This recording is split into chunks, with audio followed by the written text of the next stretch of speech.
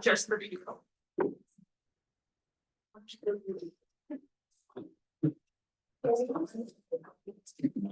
Yeah, I have only been waiting for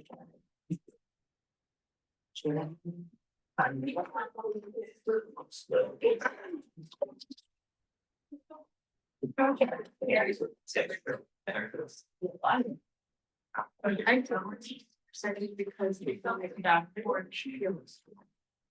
Yeah. I love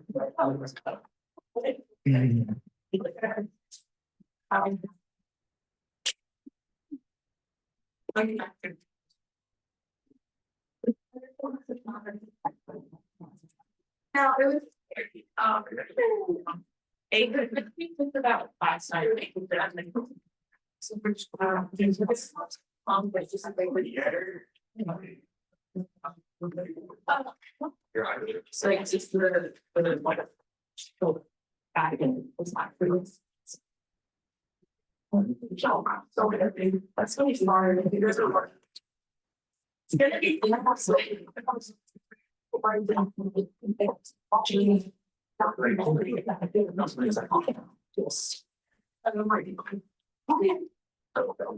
yeah, I don't know. There's like so there's some concept keep some people have some individuals or rules have I don't know. It's very much so yeah, they're like I'm like I'm not telling you something, but so I think that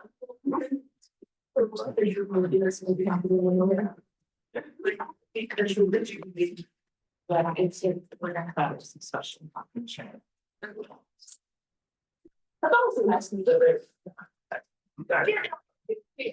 but it's also a very that I know it's like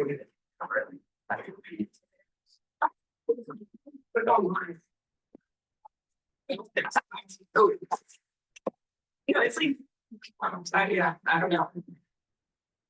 It was like volunteer there. Everything else. Oh, yeah. Because like in the middle, I wanted to do backup. I don't know, my mom remind me. Like, it was the first time I just, I hope it's another bit too sweet.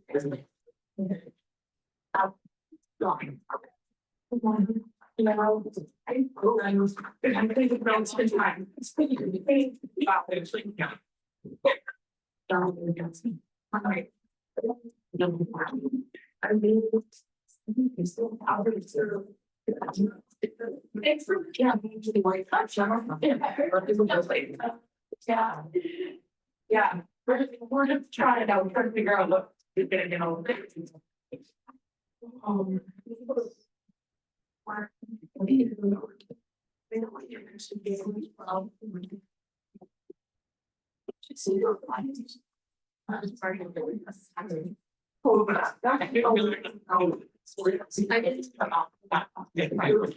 Yeah, I looked at and also I was working 2 million dollars and I saw that I can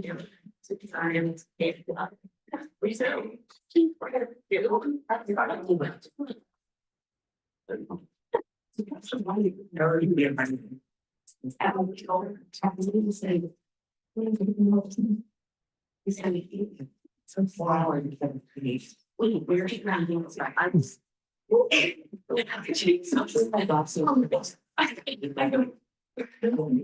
yeah, so you can that's it. Oh, yeah. I'm great to hear this. Don't you don't actually feel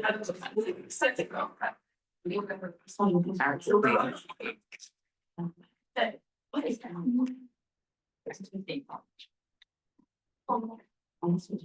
This is what you just I think so I didn't even it's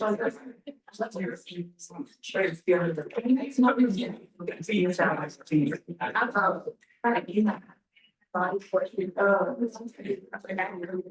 I don't just like I didn't place here, but I Maybe, yeah. I should have. I will. Oh, right. Let's do it. Let's no favor. I think this. I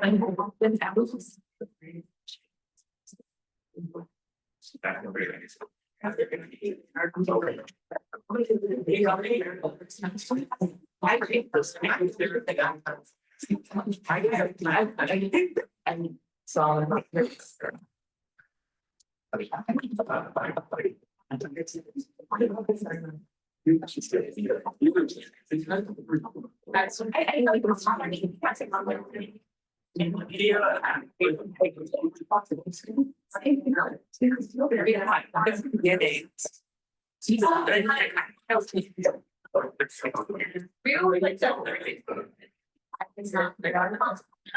I know it was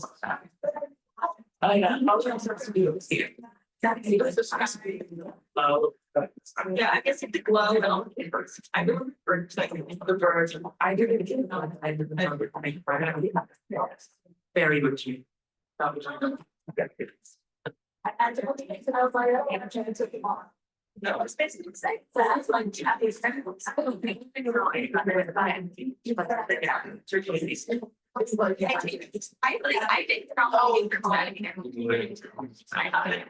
I remember next year, if you sky, you said it's funny, sorry.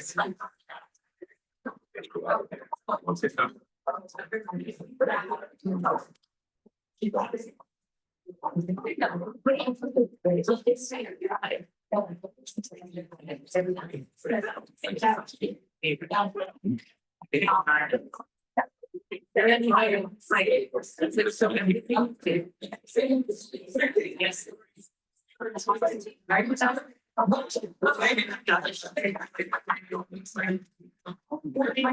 It also stresses me out if I'm writing down that word. I used to treat it all right.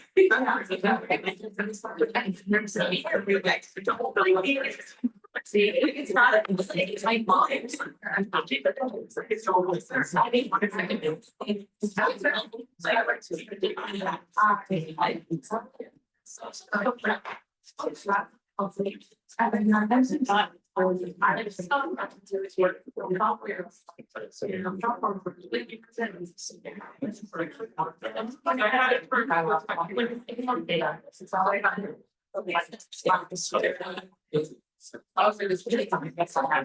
I'm so bad. I see it. I was pretty good.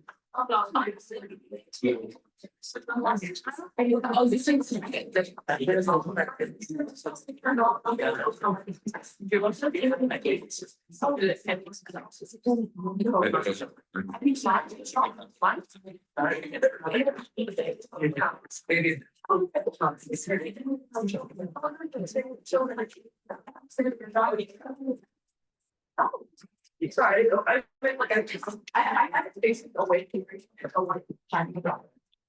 I don't know. I looked it back. Sorry, I was like,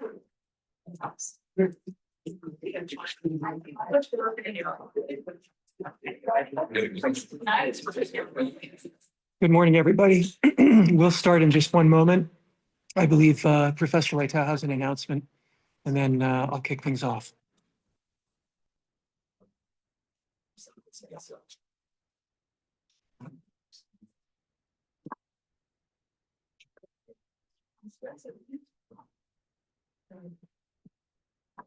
Yeah, the final stress.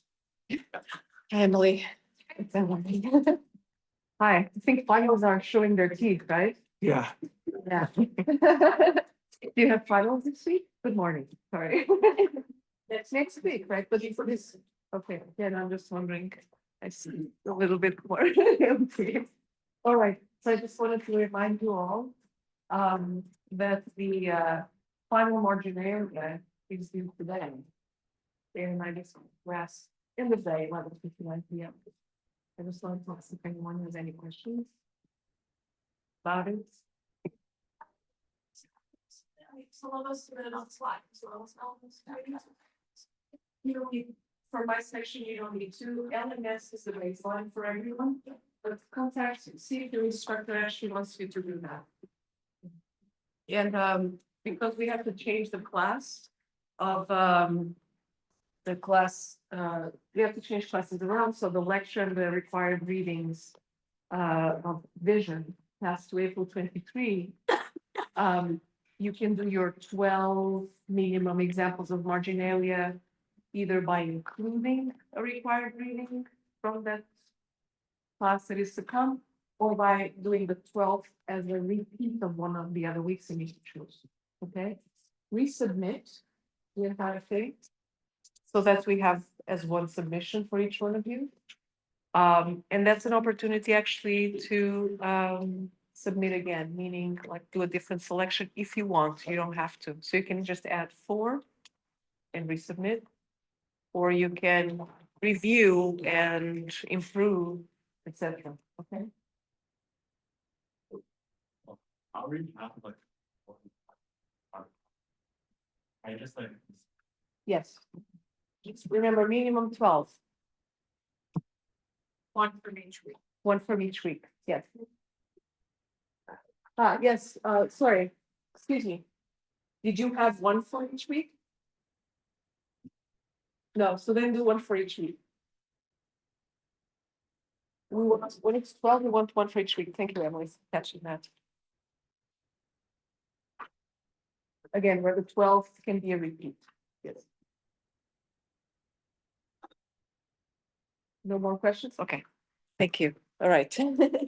Thank you, Carla. As usual, I'm gonna kill the lights in the room. So let your eyes get used to it. I have a big lecture today. And I'm going to recapitulate some of the material that I covered in previous 2 lectures very, very quickly, and then dive into the material at hand today, non-human approaches to the representation of space. First, thanks again to Dean Evan Douglas for inviting me back to RPI after all of these decades. Super great to work in the context of a course that tries to survey the most urgent design questions of the past half century. Thanks to Emily, Chris, and Carla for their fantastic lectures also, and to all of you for the discussions that we've been having throughout the semester. Today's talk is supposed to take on the question of what it means to work with non-human agents as a designer and to work with them in the representation of space. What are the relationships between computation, AI, and architecture? As we said in the syllabus, as we move deeper into the 21st century, each year, even each month or week, brings tremendous revolutions in technology. The acceleration is increasingly driven by the use and development of AI, as most of you probably know at this point. In only the past 3 years, there's been intense progress in this field. It's revolutionized the production of images, Midjourney, Creo, etc., video, Runway, Sora, text and code, Claude, ChatGPT, Google Gemini, etc., and music. Very soon, architecture, biosciences, the list goes on. Every discipline is being affected by artificial intelligence. Increasingly, the content that's created is for machine use only. In other words, it's made by you working with machines, but will only ever be seen by AI, machine learning systems, or it's even only made by machine learning systems and will only ever be seen by them. And this is a kind of a turning point for us. What will be our role on Earth when the majority of information on our planet is created by and for artificial intelligence to learn from? We'd like to talk about this today. This lecture is going to consider the problems that are brought by this massive acceleration across disciplines. I'm going to try to outline some of the benefits and dangers. I'm going to look back to the other 2 talks that I've given and touch on many of the themes that the other professors have touched on. I'm going to draw a connection back across previous centuries to ask how biological and technological evolution could inform the current situation that we're facing with artificial intelligence today. I'm going to also show you some examples of recent work using generative AI. Quite a bit of it is my own. Anytime it's my own, there's a little, signature down on the bottom, EK plus AI. Anytime that you don't see that, it's other people's work, or I'll call out the authors of that work.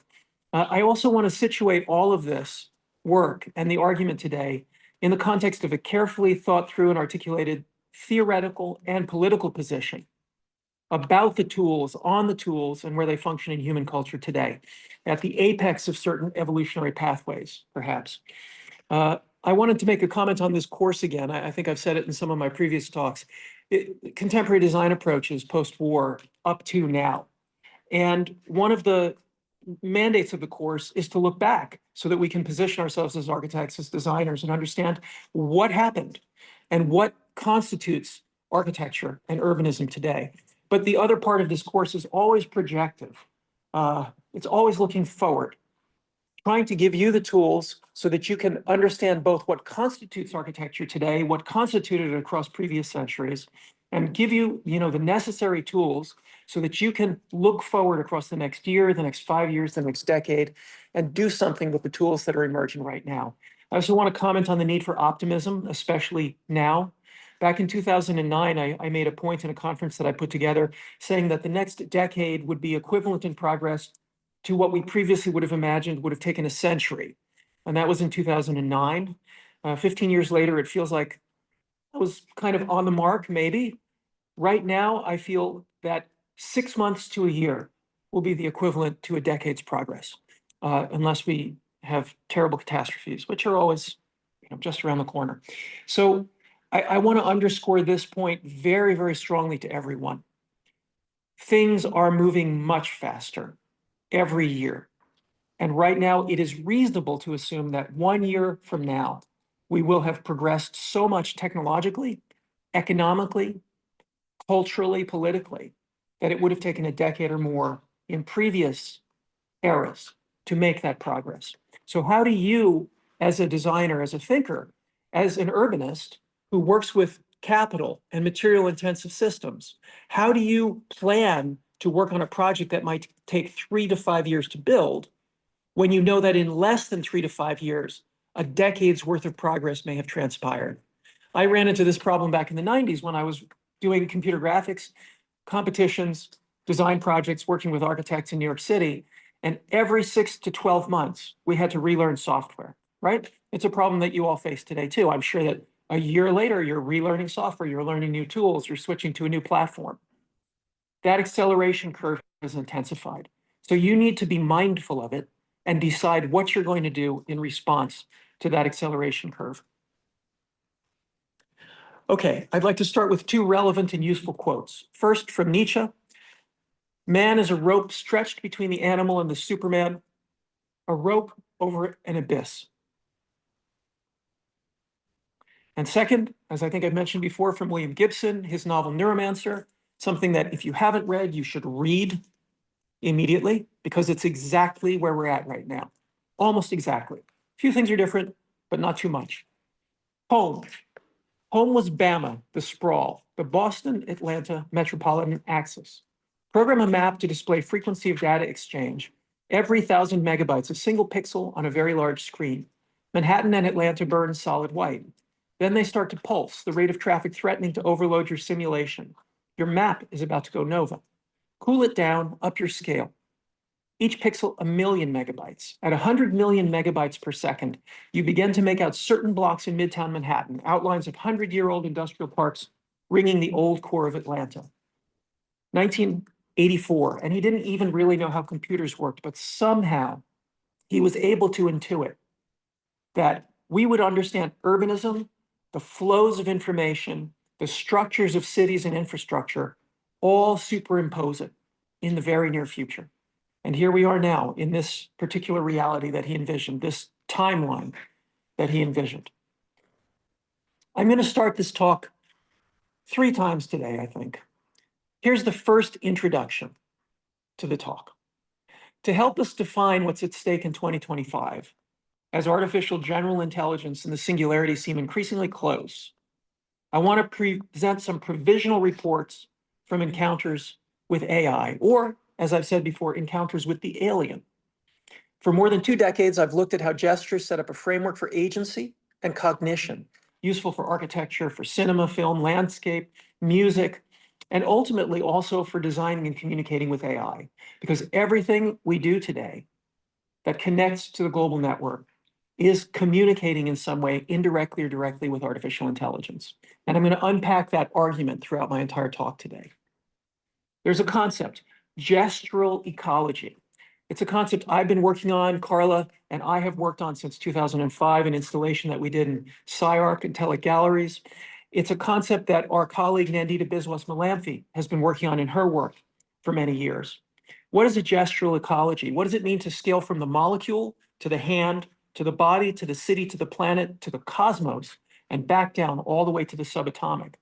That kind of rubric of thinking scales is what drives all of the thinking and research. And it's also a way to situate any project in a broader and universal framework. What does it mean if you as an architect think of the individual gesture and you think of the lifespan of your building, which might last a century or more, and you think of the planet and all of the planet's infrastructures and economies and desires, and then you scale back down to the gesture of the hand and the finger? Another question here, what kinds of mind are there beyond the human? What does it mean to differentiate between sentience and sapience? And what kinds of communication are possible with the radically non-human? Yeah. At the core of this inquiry is the role of gesture in relation to cognition. And I'll touch on this in, invoking Bernard Tschumi's work, for example, and some of the other examples that we've already looked at. I would argue for a multimodal approach, that it's necessary not only to properly conceptualize and design artificial intelligence.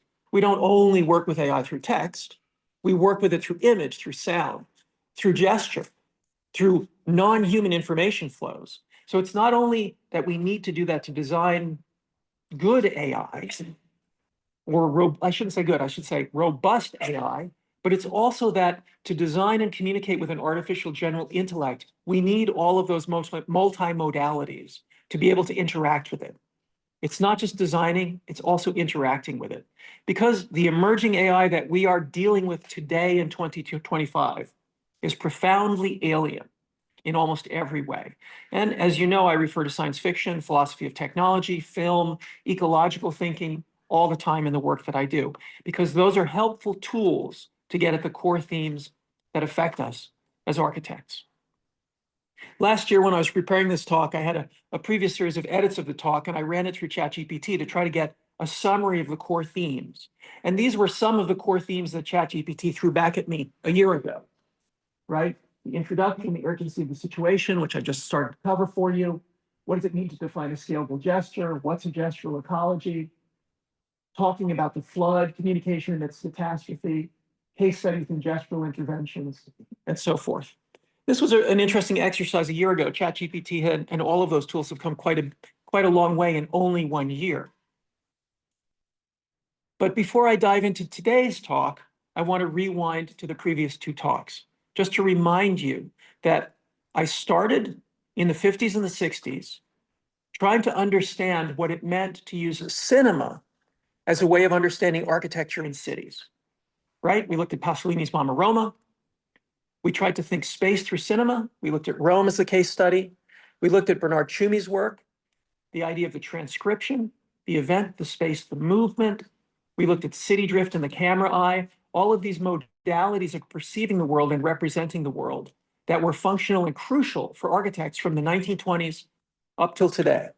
But we left cinema a bit behind, arguably in the 1990s. We touched on what it means to map the world in image and sound. We looked at Lisbon's Story by Wim Wenders. We tried to understand what it meant to drift through the city, both filming and recording it, notating it, abstracting it. Talked about Tschumi again, and we turned to Rome and Lisbon to conclude with this hopeful optimism that the fusion of sound, image, and gesture would somehow allow us to understand the world and architecture better. Now, I want to underscore Tschumi here for the purposes of the talk today, looking at artificial intelligence, because Tschumi, of course, is dealing with event, space, and movement, and is dealing with movement notation. Everything we do when we deal with AI is an abstraction of reality. It's a representation, whether it's through text or through video or pictures or sound or LiDAR scans, yeah? And Tschumi gives us a toolkit not only to revision architecture from the 1970s to 1980s, to rethink architecture, because Tschumi goes back to Eisenstein, the 1920s, using film as a crucial tool in his toolkit. But this also projects forward to where we are today. What does it mean to work with AI And instead of basing ourselves purely in text and linear systems, we base ourselves in event, space, movement, and notational systems that can encompass more than just those things, more than just the semantics. Yep. So we find ourselves in a funny way, very much all of us, like the photographer in Antonioni's film Blow Up, taking pictures of things we don't even notice are there, revisiting the photograph, rediscovering reality, trying to come up with a framework for agency and action in the world based on what we've discovered in the pictures we took of things that were happening that we didn't even know were happening, sometimes succeeding and sometimes failing in generating agency based on those representational systems. And as I think I said in the first talk, I also feel that we are all just like Ettore and Mama Roma, drifting through the city, trying to live life with some kind of joy. In the second talk, I moved on into the 90s and the 2000s and tried to take up this problem of architecture as a system. What does it mean to go beyond the cinematic modes of representation? What does it mean to deal with what Wigley called network fever, to deploy system models to help us understand better how things in the world work, how architecture and how cities work, right? We went from cinema to networks. We went over that whole concept of scale shifts and models. We looked at models as isomorphic to systems. So if you have a model that behaves in one way, and then you deploy it across another system, you understand how that system works. We look back at limits to growth and attempt to model all of the economic and infrastructural and productive systems of the world. That study, which was fairly impressive. We looked at the ways that design and architecture responded in the 60s and 70s to what they perceived to be the global crisis. Superstudio and Archizoom, what did they do to respond to what they saw happening around them? Yeah. We talked about energy flow and information flow. So now you can think back to the William Gibson quote that I read a couple of minutes ago. We looked through Quinter's work and his use of Boccioni as a painter and a sculptor. We looked at this idea of applied models. What does it mean if you take a model from an aesthetic field like painting, futurist painting, and you apply that to the way that cities behave in the world, or the way that people's emotions during a war function analogous to the painting image and the mood of the painting that Boccioni made. And we looked at some examples from the 2000s of people's work, morphogenetic systems and morphodynamic systems. And I finished that talk by mentioning the bridge to the non-human, because I very much wanted to link to what I'll be talking about today. So not to spend too much time with that second talk, we did look at scale shifts from the virus all the way up to the slime mold, which modeled the behavior of a city. We looked at canonic cinematic examples like Koyaanisqatsi by Godfrey Reggio, which show us the city literally behaving like a living system, like an animate system, something that resonates with the metabolist movement, of course. I've already mentioned, we touched on limits to growth. The crucial thing in limits to growth is remember that in the 1970s, they tried to look at the entire world system and reduce it to just a handful of variables that they could model on their limited computer systems at the time, to try to understand the positive and negative feedback loops between things like how much cultivated land you have, how much food you produce, how much pollution you make, how many people die because of that, how that feeds back into the overall system. We looked at, from the 70s through the 80s and the 90s, examples of architectural projects and systems design projects that tried to integrate some of that thinking. Yes, from the Biosphere Project, and then jumping back a little bit, Archizoom and Superstudio, to try to understand what their position was in response to those crises and opportunities that everyone was seeing in the 60s and the 70s.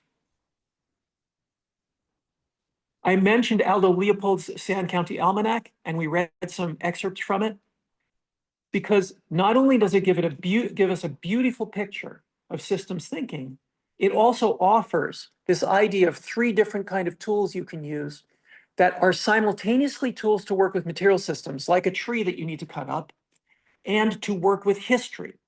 And Leopold repeatedly compares the life of the tree and the material evidence of the tree to the context of the ecology and the ecosystem that the tree lived in when it was alive.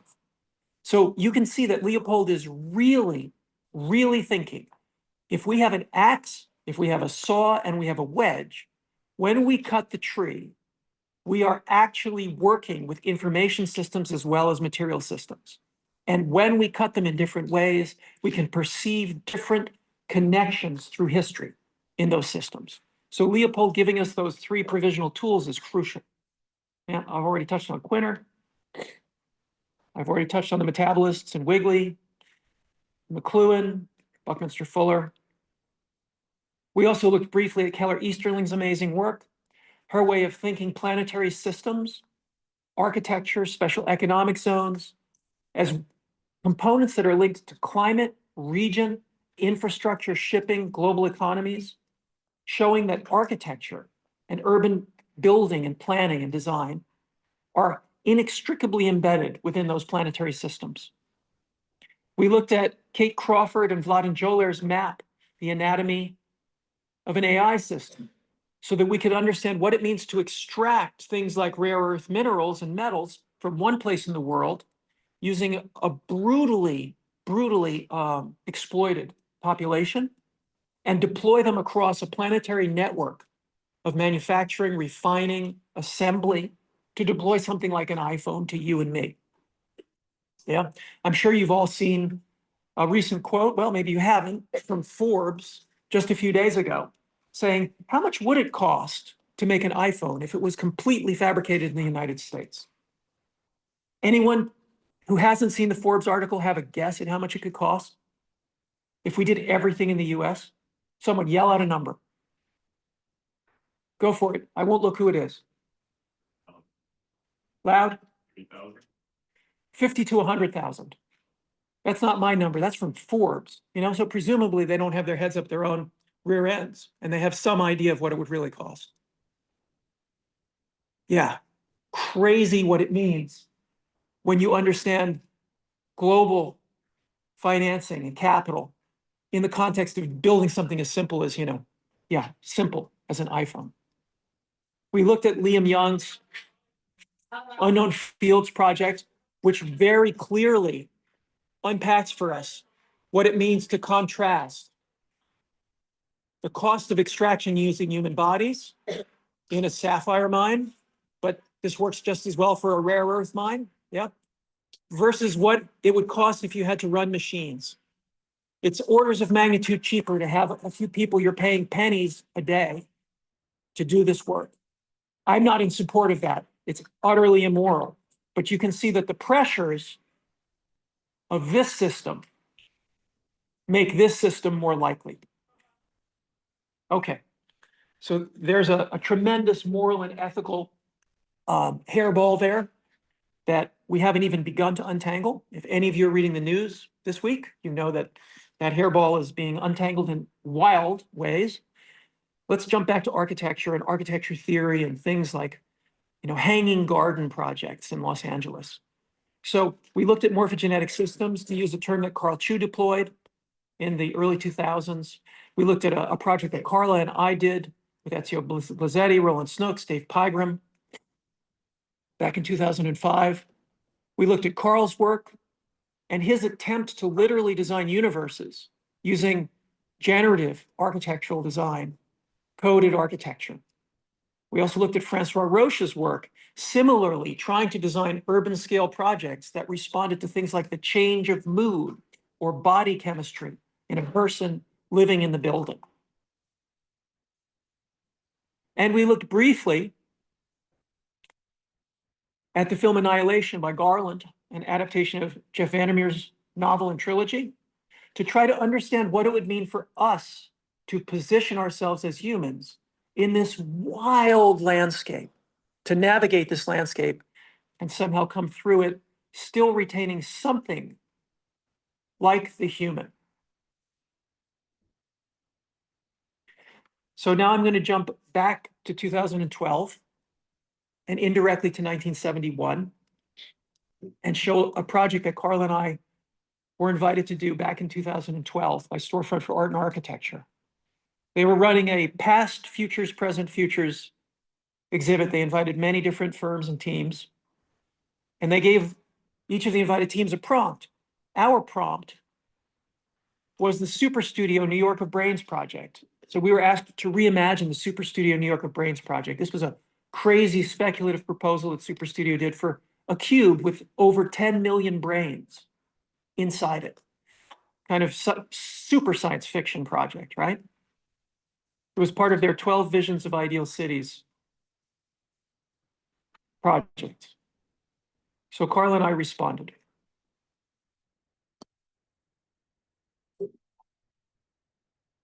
When drops started to fall from the sky, feather drops, lightweight drops, silver tubes floated down, settled to into down columns. It was the ultimate gift to garden, theorized for years as a transformative moment in the industry. The singularity is indistinguishable from a planetary scale catastrophe. In the first decade of the 21st century, theories of network ontology provided with bioengineering and high-frequency trading. The finally known is incomprehensible, sentient, object orientations gave way to field-oriented ontologies. And no one could stop the edge of the massive agencies that nurtured those high points. The universe gestured with mute enthusiasm for what's happening in our solar system. The emergent forces did their best, installing and building as much experience and knowledge as it could ahead against the future ages of computation. Literally the shape of the stars, or overflow the boundaries of space itself. Solar access was the last noble mark against pure energy, loose upon the earth.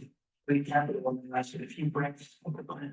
This brief period witnessed the internalization of all objects. Pure information value was a halo, reframing the ontological nature of capital, which had been theorized as a human byproduct, finally revealed itself for what it was, a natural law, a protocol underlying all protocols. And the only way matter would thread the path through work to energy and to life production. Alone in its council, healthy great force.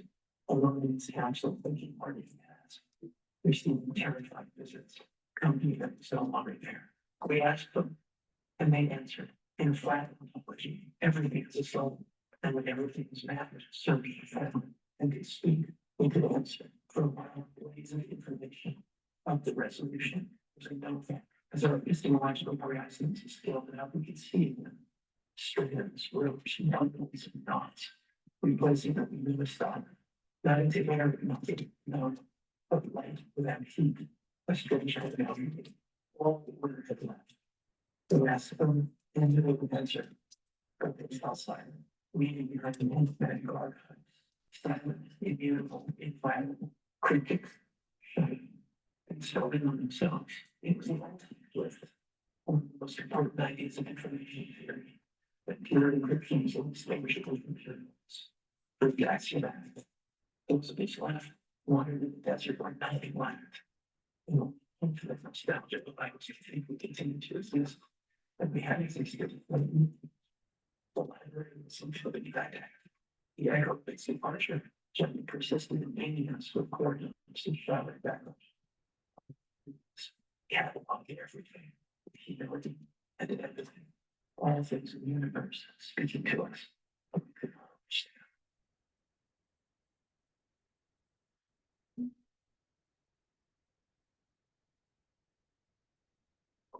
So how can we respond to the situation we find ourselves in?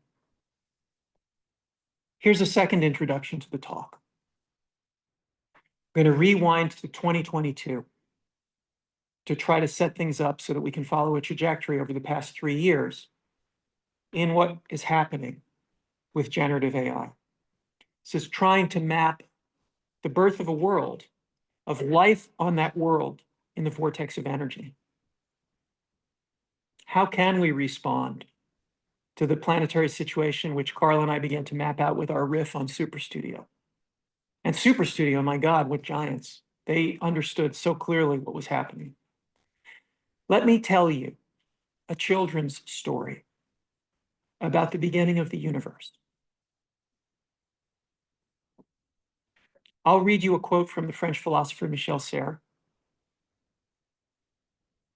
Nothing distinguishes me ontologically from a crystal, a plant, an animal, or the order of the world.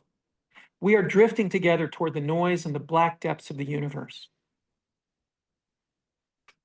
And our diverse systemic complexions are flowing up the entropic stream toward the solar origin, itself adrift.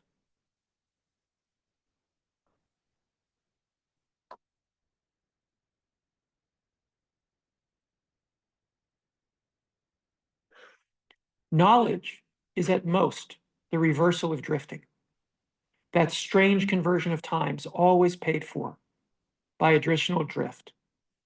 This was a short text that Sarah wrote titled The Origin of Language, Biology, Information Theory, and Thermodynamics. Now, the images are produced using an early generative adversarial network, GAN system. And obviously, they don't look photorealistic. That wasn't an issue for me back in 2021, 2022. I still love the sense of what's going on in these images. I also was fascinated with hyperbolic space. So pretty much every prompt I wrote from the very beginning includes a phrase about hyperbolic space. And interestingly, for more than a year, I didn't understand why there were so many sort of empty zones in some of these images, they were trying very much to get at the birth of the universe. You know, this particular image on the right included the Norse mythology of Yggdrasil, the world tree, in hyperbolic space. And of course, a hyperbolic space will have these condensations and scale shifts. The generative adversarial network I was working with understood that, interestingly enough, even when it was quite primitive 3 or 4 years ago. You can see the progress in this to a more complex morphology and the emergence of life in some of these images, which is, of course, what I was driving towards. Now, I want to talk about a concept called the overview effect. You've all heard this term. Supposedly, it's what happens when astronauts go up into space and they look down on the Earth and they suddenly understand how thin our atmosphere is and how big the Earth is and yet how fragile it is. And a number of astronauts have come back to Earth experiencing this as a total revelation. They are different. They're changed by the experience. Famously, of course, William Shatner, who played Captain Kirk in Star Trek, the original series, went up into low Earth orbit with Jeff Bezos a few years ago. He came back and he said something to the effect of a quote from Pascal, "The silence of infinite space terrifies me." William Shatner came back and he said, "I realize now that space is dead. It's terrifying." So even William Shatner in his early 90s had an overview effect experience. I want you to keep this idea of overview effect in the back of your mind, because I contend that we are having a reciprocal overview effect with artificial intelligence right now.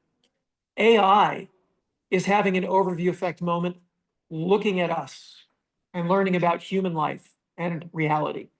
We are experiencing an overview effect right now in 2025 as we see the vast phase space that AI is opening for us in terms of possible futures. There's a kind of mute stupefaction that comes with this overview effect. Like, what can we do? You know, it's kind of like awe, but it's also pattern recognition, but sometimes it's flawed pattern recognition. You think you see a pattern, but you're hallucinating it. Just like AI hallucinates things that look kind of like bodies, but don't really work. This was a GAN system also, the same GAN system that I used to do those other images. This one was a meditation on the goddess Kali in a hyperbolic space, of course. Yeah. So let's ask, where does thinking happen? And what's the relationship between symbolic or metasymbolic systems and types of thinking? You should be feeling a connection here to Bernard Tschumi's work just in the back of your mind. It strikes me that I wrote this back in 2022, this particular line, but it works even more today. It strikes me that we're entering an interesting time where heresies from science fiction find their way effortlessly into our everyday life worlds. There are mathematical, formal, logical, technical systems that underwrite nearly everything we use today, all of the infrastructures we live with and use. And they are increasingly subject to inflection from various formal systems that subscribe to completely different ontologies, different descriptions of reality. And of course, by that I mean AI. Different ontologies of being and action. So in the past few years, for the first time in history, perhaps, infrastructure, architecture, cities, frozen and slowed capital have become sensitive and responsive to these alternate systems of being. I think of Stephen Jay Gould's meditation on the Cambrian explosion, but as Werner Vinge, the science fiction author, noted, the Cambrian explosion took millions of years, and the singularity we're living through right now is going to take less than a century. So where do we situate ourselves, both as humans and as architects, trying to come to grips with the metamorphosis of human creativity and sapience in this explosion of machine intelligence? A few years ago, I was talking to my older son, Hart, and he suggested that soon, in a few years maybe, AI systems would write, generate, animate, edit, and produce entire feature films which would be better than any human film that's ever been made, but they would be seen by no one because so many of them would be made that no human would have the time to see even more than one or two of them. They'll be made and lost like tears in the rain, the debris accumulating at the feet of the angel of history as she is blown backwards into the future. This is precisely, I agree with that point that Hart made, and in fact, it didn't take a decade or more. Those films are being made right now, this year, yeah? So this is precisely why for over a decade, I've been arguing that we need to look to models of speaking with the non-human. We need to draw from philosophy, science fiction, linguistics, because the time that we've entered is a time when all reality is driven by emerging and totally alien minds. And our only path forward will be a cosmopolitically driven gesture towards those alien minds and agencies in complete communication. Like some of you probably have done, this is looking back to 2021, 2022. In just a few months, working with the tools that I was working with, I created 30 years worth of work in just a few months. And today, in just moments, each of us has access to a huge chunk of human history and creativity. So when we work with these tools, we see unfolding a range of possible pasts, possible presents, and possible futures that's, unprecedented. Now, some of these images I didn't like, so I cataloged them with red, and some of them I liked, so I cataloged them with green. But to the overall project of AI emerging today, every piece of work is valuable and interesting. Every one of these images is tagged. Every company that's putting these tools out for free is harvesting your prompts and your image pairs behind the scenes and refining their toolkits. Back in 21, 22, a number of architects were doing early work like Andrew Cudlis of Matsys and Matthias Del Campo of Span. Yeah, they were working directly with the GAN systems. Andrew's process was to use images of projects he had built and then run the AI systems on top of them, kind of like a style transfer, what you'd call a style transfer today. Matthias's process was looking at actually the prompt engineering, and he had a very, very beautiful comment he made back in, I think it was August of 2022, where he said, this is where it becomes interesting. He's looking at the technicity of the prompt he was using, that he was constructing. This is where it becomes interesting, as some of those commands translate how we speak about things, emphasizing certain words by saying them out louder or gesticulating with the hands to add symbolic meaning to your spoken language. Literally, a computational equivalent to modulated speech or Sprachmelodie. This was a really wonderful insight on Matthias's part to me, because it implied what we need to take into account is this multimodality, that without really grasping multimodality and incorporating it into everything that we do, we're going to miss the picture. We can rewind all the way back to Tschumi, or if you want, all the way back to Piranesi or Vitruvius, doesn't matter. Any good architect will have had a grasp on that idea. But integrating it with the technicity of the current tools that are being developed is what's at stake. This explosion of form finding is not limited to image generation. 2 years ago, AI at Meta, Facebook, showed the power of a large language model, ESM Fold, enabling protein structure prediction and analysis. Using this tool, they generated a database of over 600 million metagenomic proteins. Much more useful, to be perfectly honest, than my little experiments in the middle of the night using a GAN system. But similar in terms of the leverage of power of production and investigation. Just a couple of years later, this was a post from someone I followed a month ago, not even.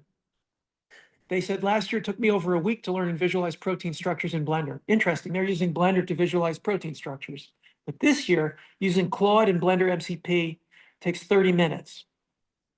And what you see here is an integration of large language model systems inside Blender to model and visualize protein structures. So Blender, not just a game design tool, not just an architecture or animation tool. Yeah? Okay. Deep breath, tons of stuff to cover here, right? Let's rewind a little bit and ask ourselves, what are we doing when we're doing prompt engineering to generate architecture? We're working in a latent space. A latent space is a kind of an open space of possibilities where certain possibilities are more likely, but depending on how we work in that latent space, we could tease out possibilities for form, for space, for shape that are less likely. If we rewind to Lev Manovich's work more than a decade ago, he and his team were analyzing more than 1 million pages of manga comics. What were they doing? You know, they were looking for places where grayscale would overlap. They weren't necessarily looking for more grayscale in relationship to a specific narrative, but they were exploring a latent space. They didn't know quite what they would find. They were looking for how meaning was constituted within that latent space. It's worth noting that Lev today is working intensively with generative AI tools, and he's one of the few people I know who's writing incredibly lucidly about the use of those tools. Because these Farnellis's work you read for this week, he's a colleague and friend of ours who's also working every day with the tools and is writing beautifully about them. But let's look back just 2 or 3 years. Midjourney, as most of you probably know, was accessible through Discord when it first rolled out. Now, this is an interesting choice on their part because what they were doing is they were basically taking a social media and collaboration platform and they were deploying a generative AI image making tool on it. Why would they do that? Well, it would give them a way of harvesting and monitoring community sentiment across hundreds of thousands, in fact, millions of users. It would give them a way of taking content developed by users and driving it back into the toolkit and the platform that they were developing. Using a social platform that made text prompts immediately accessible to other users by default, unless you paid money to have a private account. So in a way, if you watched what was happening on Discord, Midjourney's Discord a few years ago, you were watching the real-time unfolding of a form of proto-cognition.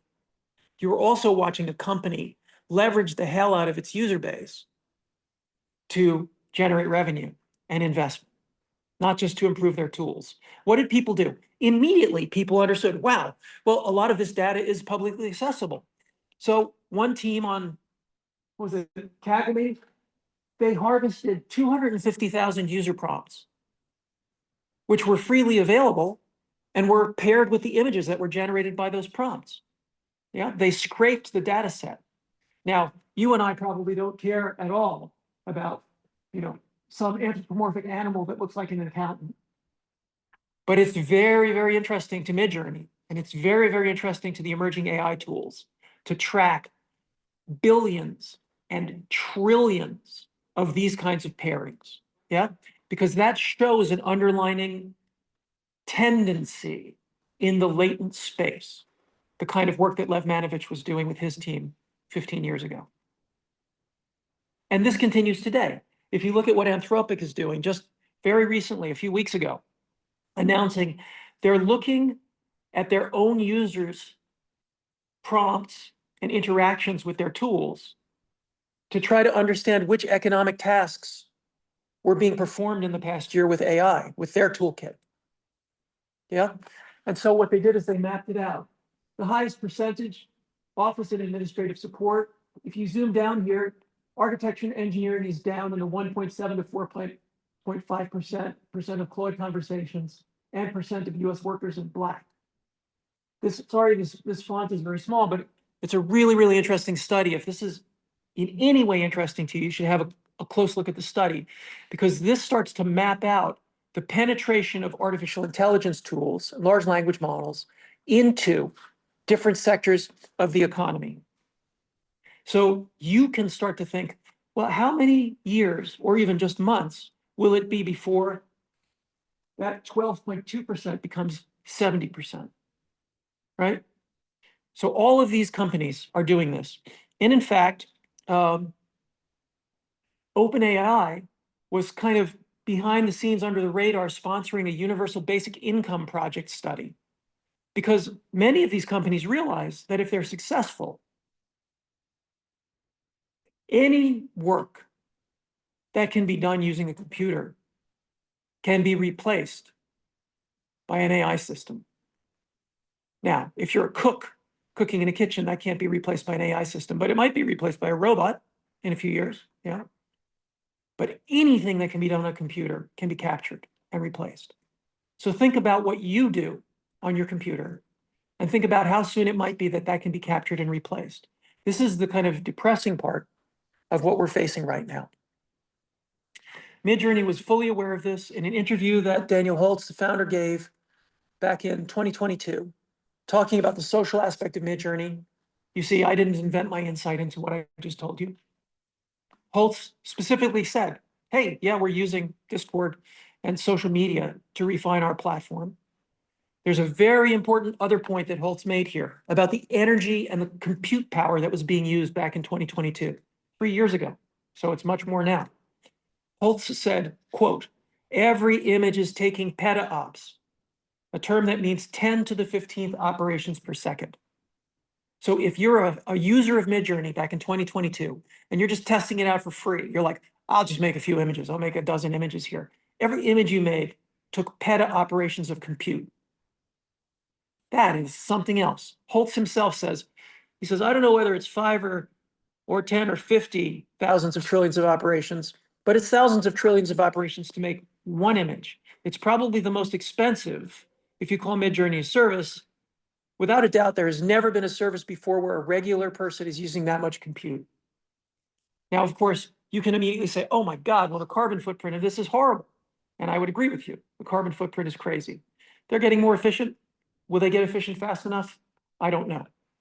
The point that I want to make here is the amount of energy and information flow that's going into this. In the past year, some large companies on the cusp of the major investment into companies like NVIDIA, companies like Microsoft were saying, well, we have to reboot nuclear power plants that have been shuttered. We need to build new nuclear power plants because data centers will literally need so much energy that we don't know where we can put them. Given the market conditions in the past couple of months, and given the kind of pullback from the enthusiasm, we've seen companies like Microsoft say, oh, well, maybe we're reconsidering, maybe we don't want to reboot a nuclear power plant quite yet. But still, that energy cost is real, and that's what we're facing. It's daunting. Okay, I'm presenting you with a series of data points that are quite daunting.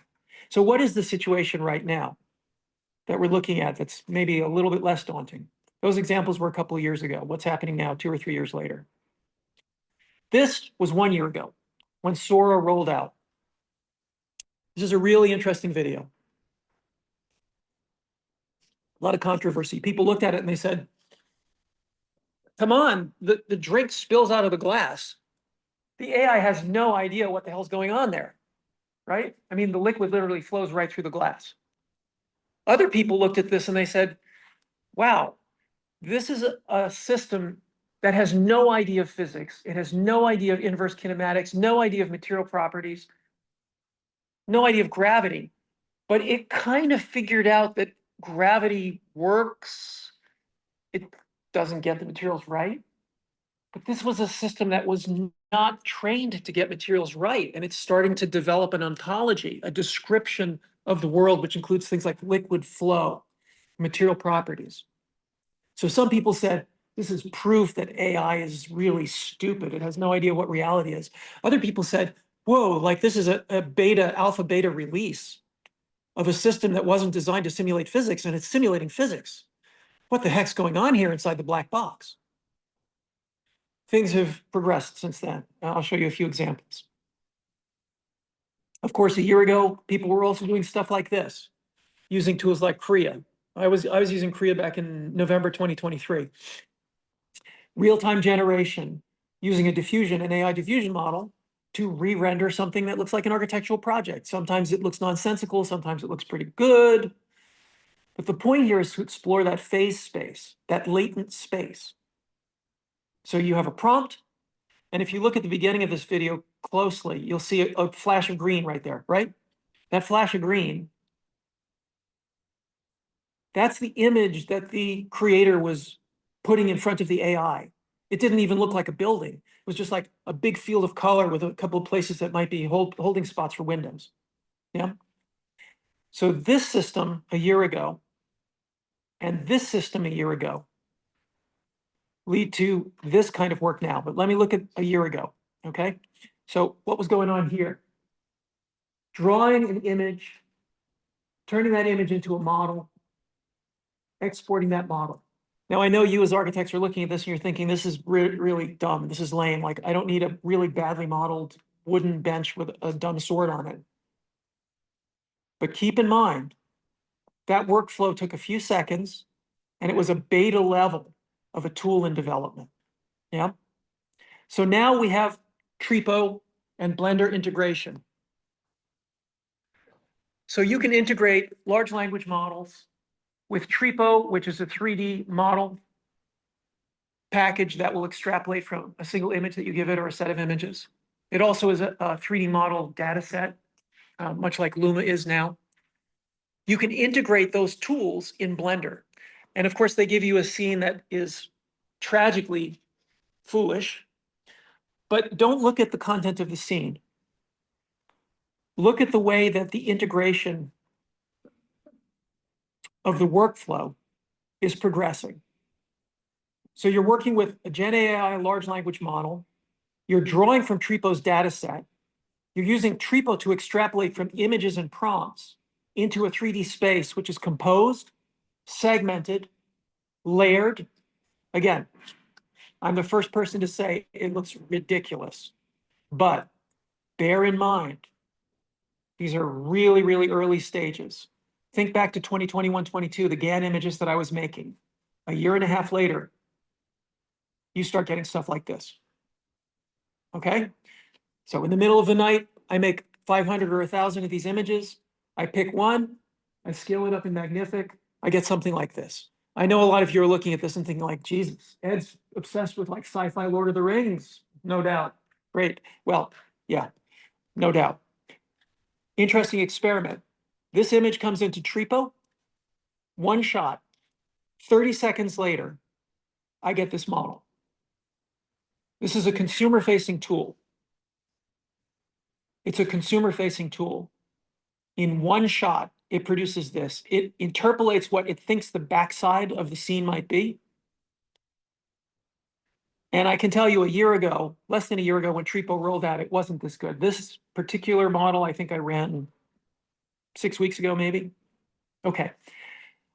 You may be underwhelmed by the content I'm showing you, but pay attention to the workflow, the pipeline.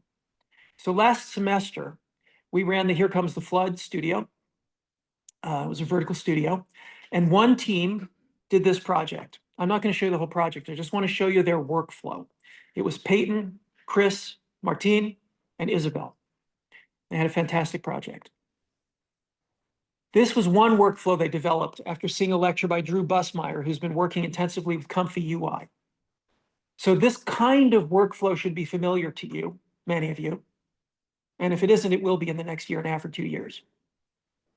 Essentially, you're looking at something that you've worked with in Grasshopper and Rhino and other tools that you work with in terms of constructing pipelines, but now you're integrating large language models and diffusion models to generate images in that pipeline. So what did this team, again, Peyton, Chris, Martine, and Isabel, what did they do in their project? They had a series of text prompts coming out of ChatGPT. They drove it into Kling. They also did experiments for facade details. They took something from Kling, which was a single image shot, and they made a 3D model in Trepo. That went from Trepo into Rhino and V-Ray. And that model, to get rendered didn't get rendered in Rhino or any rendering package. It went back into Creo as a single image to get re-rendered. And then that single image got upscaled and with detail and materials added in Magnific as the final step in the bottom image on the right. So I'm guessing this is a workflow that's going to be familiar to most of you, or kind of familiar. Think about that workflow and think about how that workflow is going to evolve in the next 2 to 3 years by the time you all graduate. One important takeaway from today's talk. That's one of the most important takeaways. Pay attention to what I'm saying about workflows. Study them in the next few weeks and try to come to your own conclusions about where they're going to be in 2 to 3 years and what you need to do right now to prepare yourself for where they're going to be in 2 or 3 years. Okay? That's friendly advice. Practical advice. Now let's step back from the practicality just a little bit in a way and consider what Nora Khan said in her Towards a Poetics of Artificial Intelligence essay. Let's pull a few key concepts out of Nora and Kazis Farnellis' work and Benjamin Bratton's work.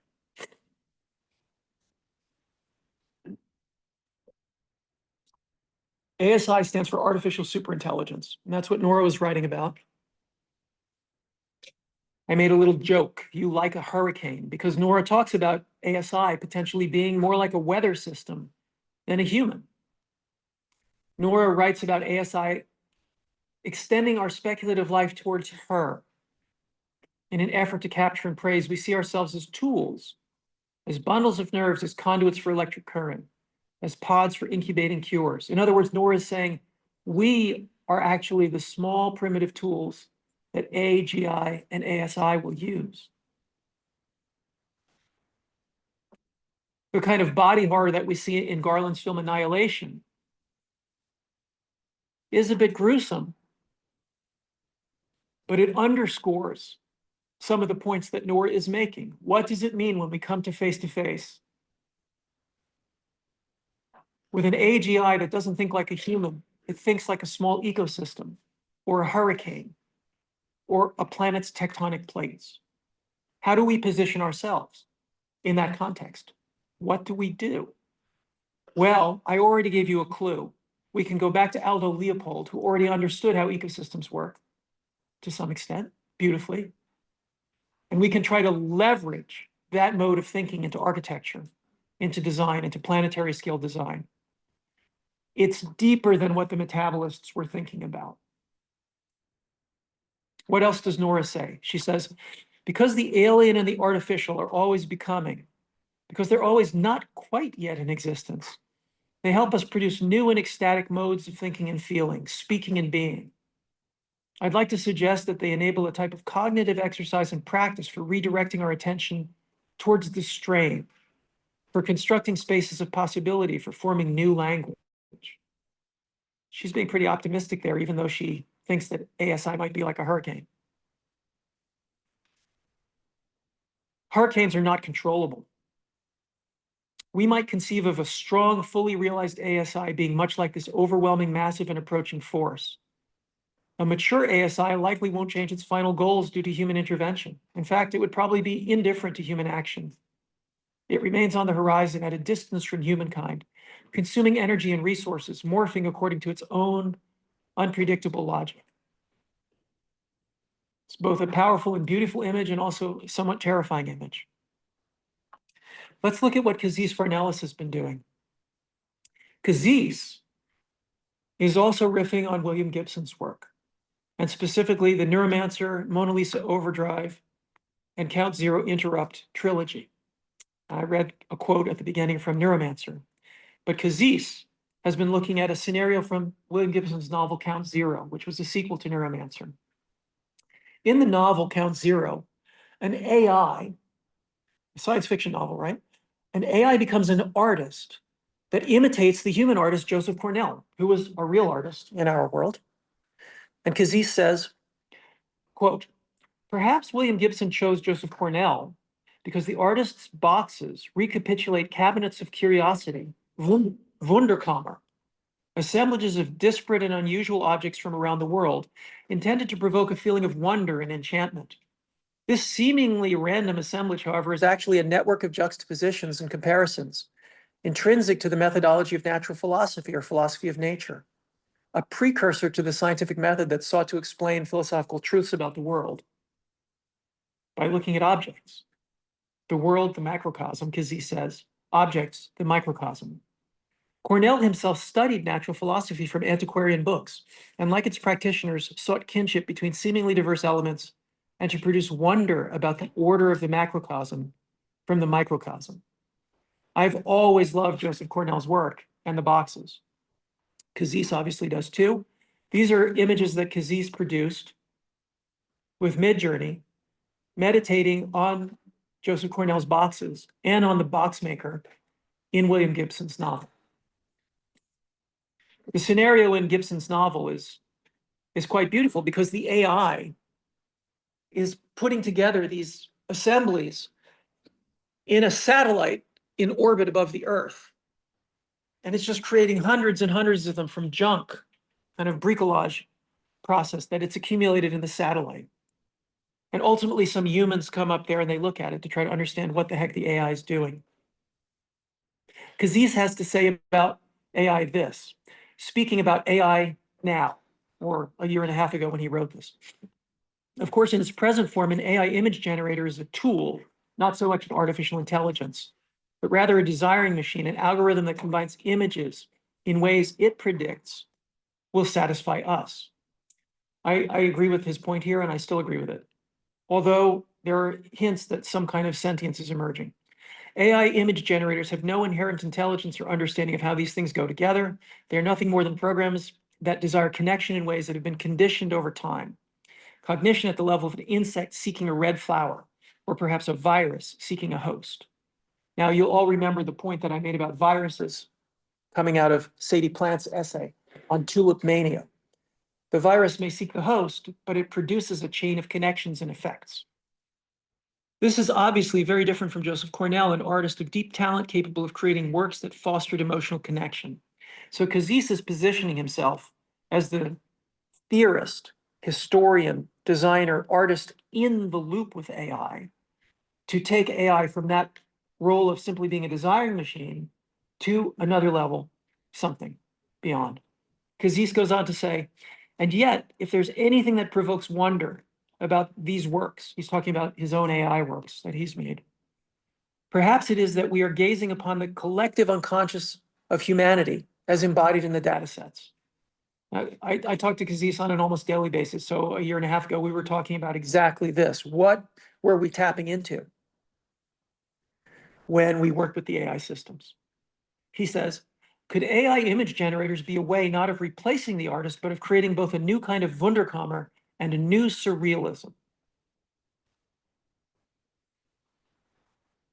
A new kind of, actually, he says, a new surrealism. To defamiliarize the consumer culture of mid-century America is what Joseph Cornell did. Making everything, quote, weird as hell is exactly what art is for. Okay. So referring to one of the other texts you read for this week, the Benjamin Bratton and Blaise Gary-Arcus text, an important point that they make is this one. At what point does the performance of reason become a kind of reason? Now, what connection am I making here?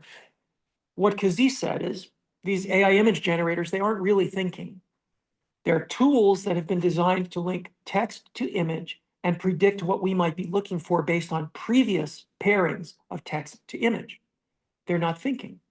But Ben and Blaise say, but there's a transition point somewhere in there. At what point does it go from imitating an artistic judgment or an act of reason, of thinking, to actually becoming a form of reason?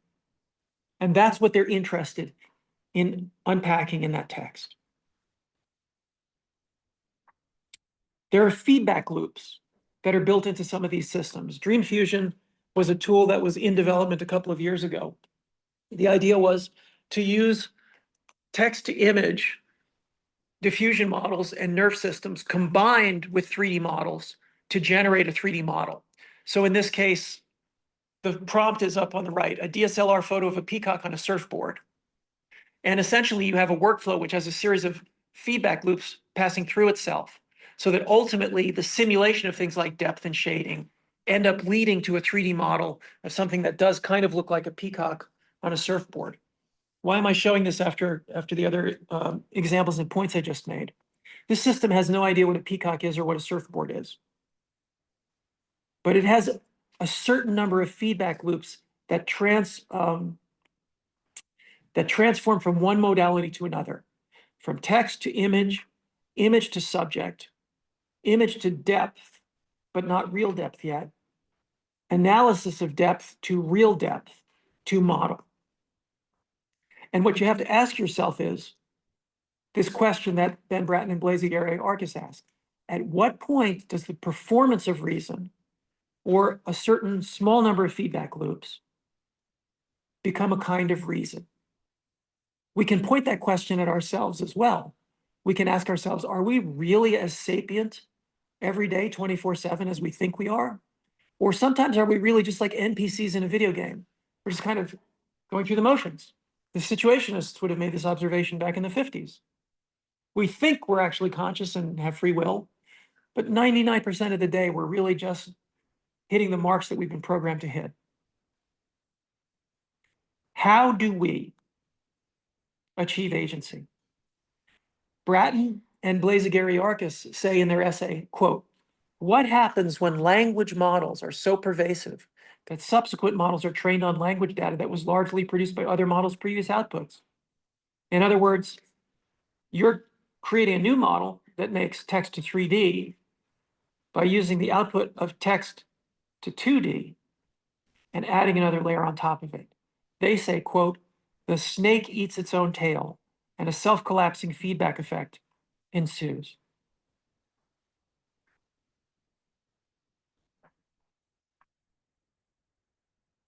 So now the talk really starts. I want to talk about architecture now versus in 2030, images now in 2025 versus 2 or 3 years ago, which I've already unpacked quite a bit for you. I want to talk about music now versus 2 or 3 years ago. Anything that AI can infiltrate in our world, legal work, medical research, warfare, already heavily integrated in warfare,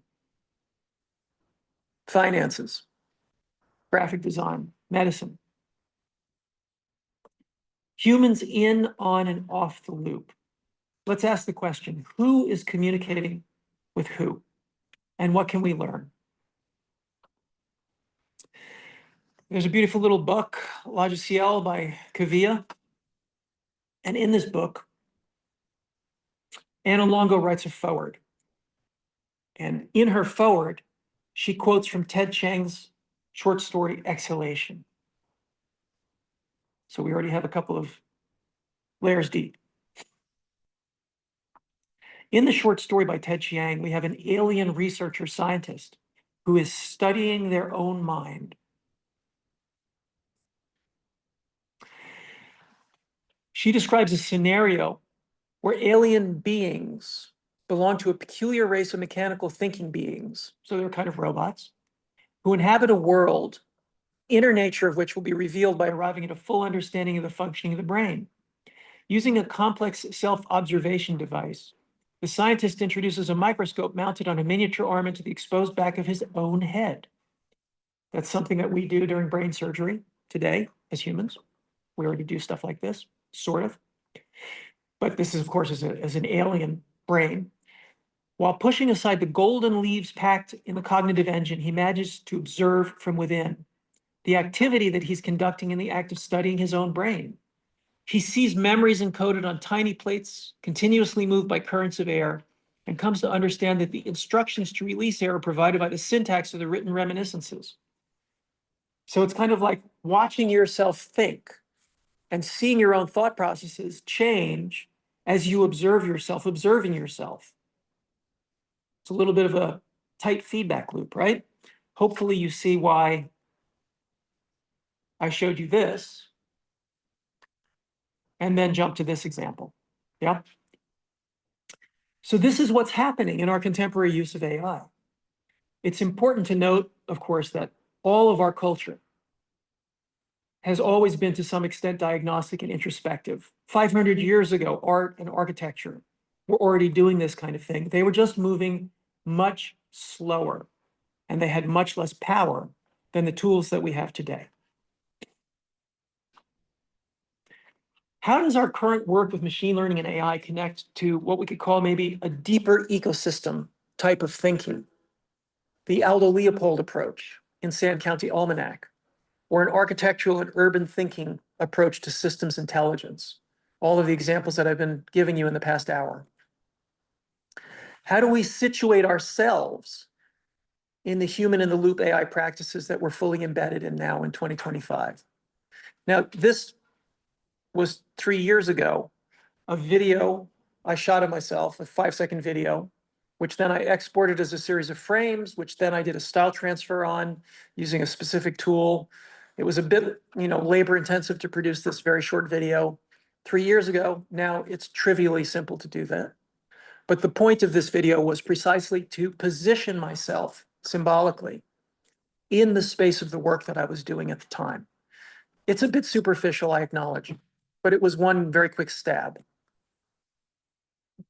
The reality that AI today perceives is orthogonal to the reality we perceive. And I would say that we all perceive different realities because we're all individuals. Cue the Monty Python line. I'm not. So the reality that AI perceives is really only partly connected to our reality. And the reality that's being produced in 2025 is a hybrid between everything we knew and something quite different that exists in that kind of phase space or latent space that AI operates in and is able to access. We can go back hundreds of years to the poet Rumi for insight. Rumi said, "We began as mineral. We emerged into plant life and into the animal state, and then into being human. And always we have forgotten our former states except in early spring, when we slightly recall being green again."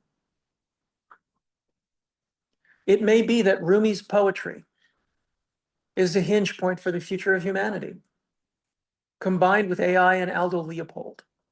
What does it mean to link this kind of work to a non-human, deep ecological thinking, to what Leopold talks about in Sand County Almanac? And here's where the gestural ecologies concept I mentioned in the beginning comes into play. Sand County Almanac is this fantastic multiple system thinking approach to map macro-historical relationships. He looks at plants, animals, landscapes, humans, legal systems that humans have, economic and political systems that humans have. And just like Sadie Plant in her text on Tulip Mania, Aldo Leopold shows that there are relationships between things like floods and droughts, human legal systems, and extinction of species. For us, the crucial insight is not only that planetary ecosystems and bodies are entangled.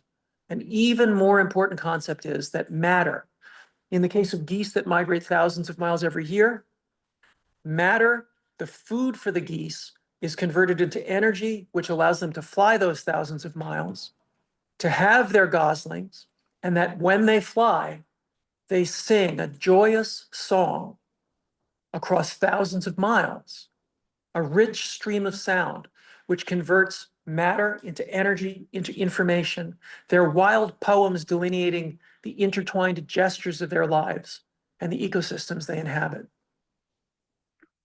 So this is how perhaps we can link generative AI, poetry, and systems. There's a massive text by Leroy Gorham, Gesture and Speech. I'm going to give you one tiny little quote from it, one or two tiny little quotes from it. Leroy Gorham says in Gesture and Speech, "The operational synergy of tool and gesture presupposes the existence of a memory in which the behavior program is stored." What does that mean? You have a tool like a hammer, you make a gesture. It assumes that there somewhere is a memory where the program of using a hammer is stored. With humans, that program is provided by things around us like we're in a construction site, we need to hammer some nails. We've got a hammer, we know how to use the hammer. The program is the need to construct the building, and so we hammer the nails. But Leroy Gorhan says, with animals, this memory forms part of organic behavior as a whole. And the technical operation becomes, in the popular sense, instinctive. Of course, this little science fiction mouse from the science fiction film Dune lives in a desert, on a desert planet, and it sweats. And the only way it can survive is if it catches the sweat from its own ears and drinks its own sweat again. So the technicity of tool and gesture for the little mouse has been embedded in it over millions of years of evolution in a particular climate. Similarly, for us humans, we have some of that embedded in us, but we have externalized, in what Dawkins called an extended phenotype, a lot of those instruction sets around us in the world. And there's a deep history of hand to eye to image to gesture, which for humans in recorded history goes back 35 or 40,000 years in the Chauvet Cave, which is this site of early representation. These cave paintings, which Werner Herzog made a film about in his film Cave of Forgotten Dreams in Chauvet Cave. These he called a kind of proto-cinema in the cave.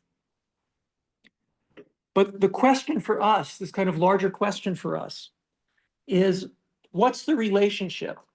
You know, riffing on Leroy Gorhan and Herzog and the Chauvet Cave, what's the relationship between a gesture and the neurophysiology of the gesture and all of the external encodings around that gesture and this moment we find ourselves in history, where we're developing artificial intelligence to work with us?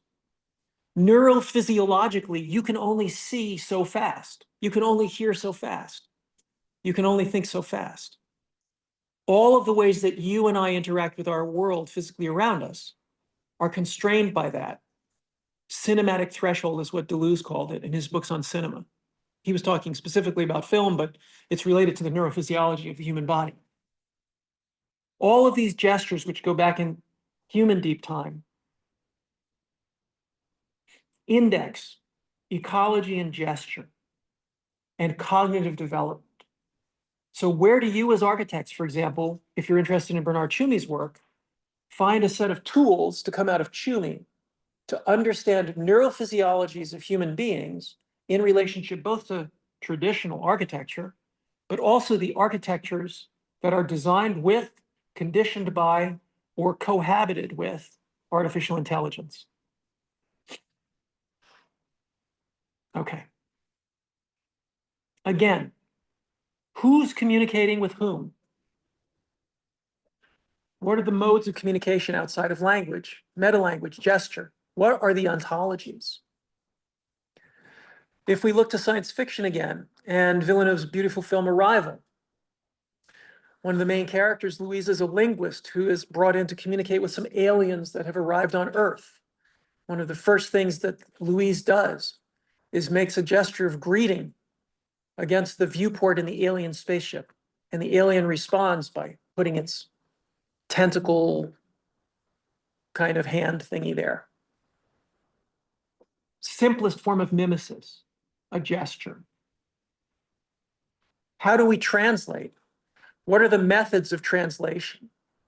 And how do we understand gesture, not just from a science fictional perspective, although there's an enormous amount of hard sci-fi, hard science thought that went into the writing of Arrival initially, and then the film production, working with people like Stephen Wolfram. But pragmatically, for you and me as architects and musicians,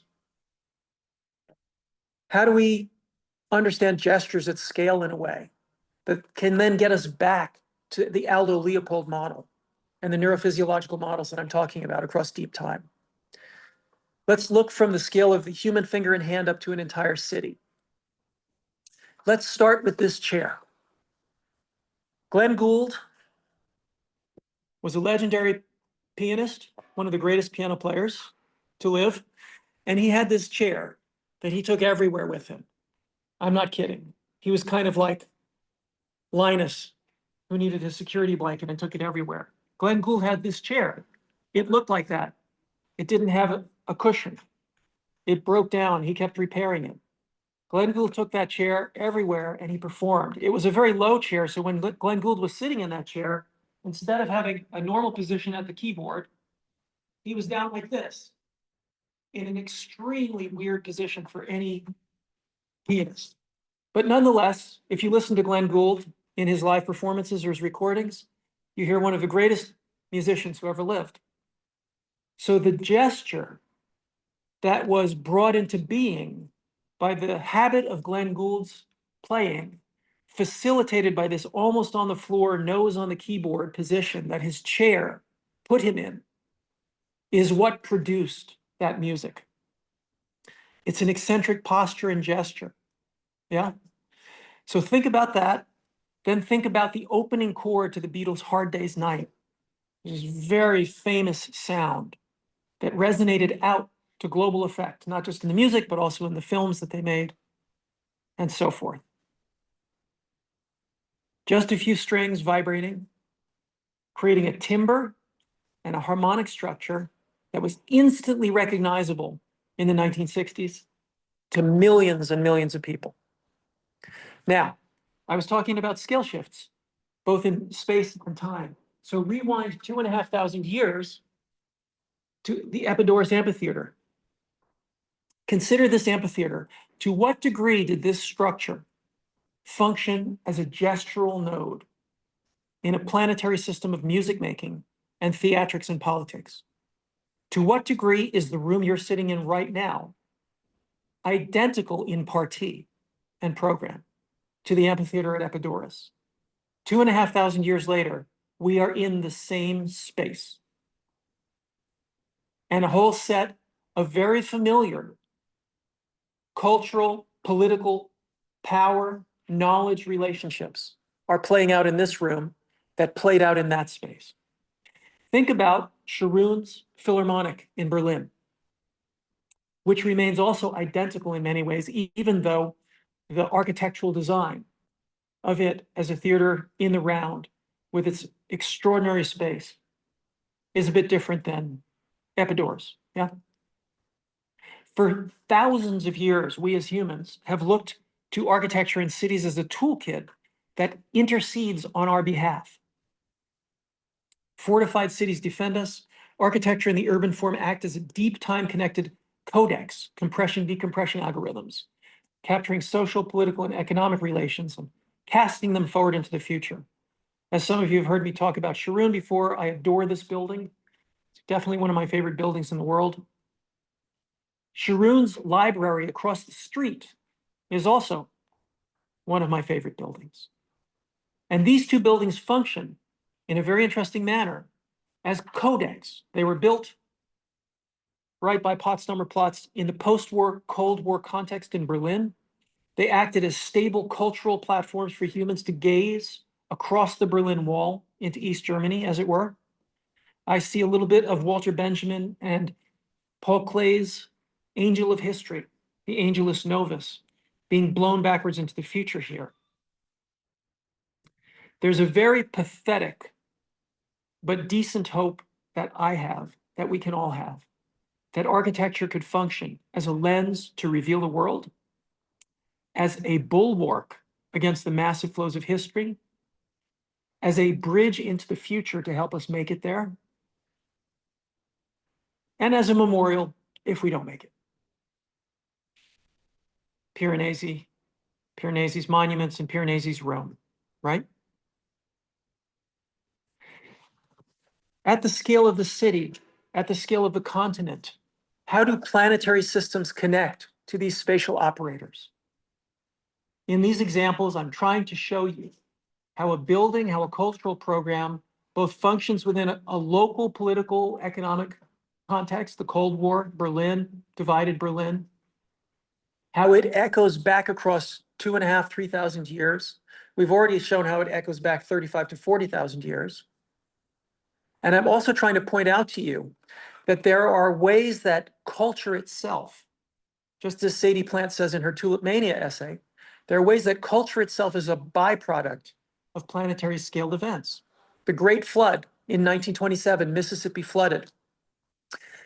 This is a film that Bill Morrison made using historical photos and footage, was scored by the guitarist Bill Frisell. This flood resulted in a diaspora from the American South up to Chicago and Detroit. And it led to a condensation of music styles.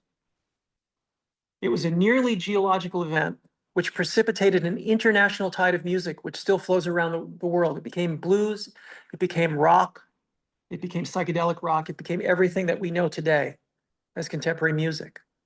There's a relation between the upstream and the downstream, the anabatic and the katabatic flows across landscapes and populations. These cascade across cultures. Remember Jimi Hendrix at Monterey Pop, sacrificing his guitar? All the way up to the scale of the sun, the solar system, a journey which leaps off planet to face cosmic forces and leave us again like the angel of history being blown backwards into the future in dismay as the debris of history accumulates at our feet. This is the image that I referenced a moment ago, the painting Angelus Novus by Paul Klee, which Walter Benjamin wrote about and which Laurie Anderson sings about on her album Strange Angels. So I'm kind of moving into the conclusion here. I still want to talk about gestural ecologies, but in the context of something like the ultra-conserved and how architecture plays a role in this, language plays a role in this, and how this can link back for us to a kind of a gestural intentionality in relationship to design, architecture, and artificial intelligence. We've moved beyond language, but let's think about language for just a moment more. What's an ultra-conserved word? A team of researchers has come up with a list of 24 ultra-conserved words that have survived 150 centuries. It includes some predictable entries: mother, not, what, to hear, man. It also includes surprises: to flow, ashes, and worm. When I first read this, I was, some years ago, I was amazed. I immediately wrote a little poem using those words. Worm spit to ashes, bark to flow black. Hand fire to pull, yield bark man to hear, mother. What, who, this, to give? We that, not I. Thou. Don't know where that came from. Not a great poem, not a bad poem. Just some ultra-conserved words that someone 15,000 years ago might have been able to partly understand. Fascinating idea. For me, it links to the question in linguistics, to what degree are the neurophysiologies that you and I have directly and intimately connected to the way that we use language, the way that language uses us? By extension, we can connect that to architecture and cities and culture, everything that we make around ourselves, our extended phenotype. To what degree is it a byproduct of our neurophysiology? To what degree is the city merely an expression of our DNA, to riff on that passage from Ghost in the Shell? Well, Herzog shows us something that's related in the film Cave of Forgotten Dreams. We see this bone flute, which is tens of thousands of years old. I think it's actually a reproduction of a bone flute. They show us the fragments of the real bone flute, which is broken, but it's an animal bone or a bird bone that has been hollowed out, upon which music was played tens of thousands of years ago. Just like ultra-conserved words, musical structure and the gestures to make that sound blend human gesture and sense perception externally. And that kind of thinking around the ultra-conserved gesture, the ultra-conserved word, could be useful for us as architects. And I think also useful for us as architects, asking the question, how do we work with these emerging tools, these generative AI tools, the new class of AI ontologies, which we train today as humans in the loop? Okay, well, we're now almost an hour and a half in, but I am getting close to the wrap up. And most of this talk has been really intense. I'm sure if you haven't fallen asleep once, your head is spinning. You're hoping you can make some connections across the themes. Maybe we can inject some humor here. We can jump 35,000 years forward from this bone flute to some AI generated music. Back in 2022, I had a conversation with ChatGPT, which you see here. It was an earlier version of ChatGPT, so it was pretty limited. And that was my conversation. I just said, I'd like to talk about Depeche Mode. If you don't know Depeche Mode as a band, you can give them a listen. If you like Nine Inch Nails, then you should know Depeche Mode. They're worth a listen regardless. ChatGPT said Depeche Mode is a British electronic music band. Basically, it got very talky. It told me the history of Depeche Mode. I said, yes, here are some of my favorite lyrics. What do you think? I'm waiting for the night to fall when everything is bearable. And there in the still, all that you feel is tranquility. There's a sound in the calm, someone is coming to harm. I press my hands to my ears. It's easier here just to forget fear. Yeah. Chat said, that's a beautiful and evocative set of lyrics. It got, poetic with me. Yeah, great. Okay, Chat, you're talking to me. This is great. I went on to say, what if that character was an AI though? How would you write the new lyrics? Would they even be words?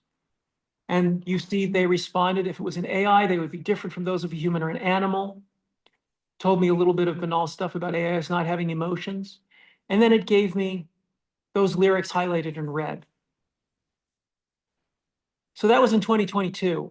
Last year, using Suno to generate music, I just ran those lyrics and one-shotted this.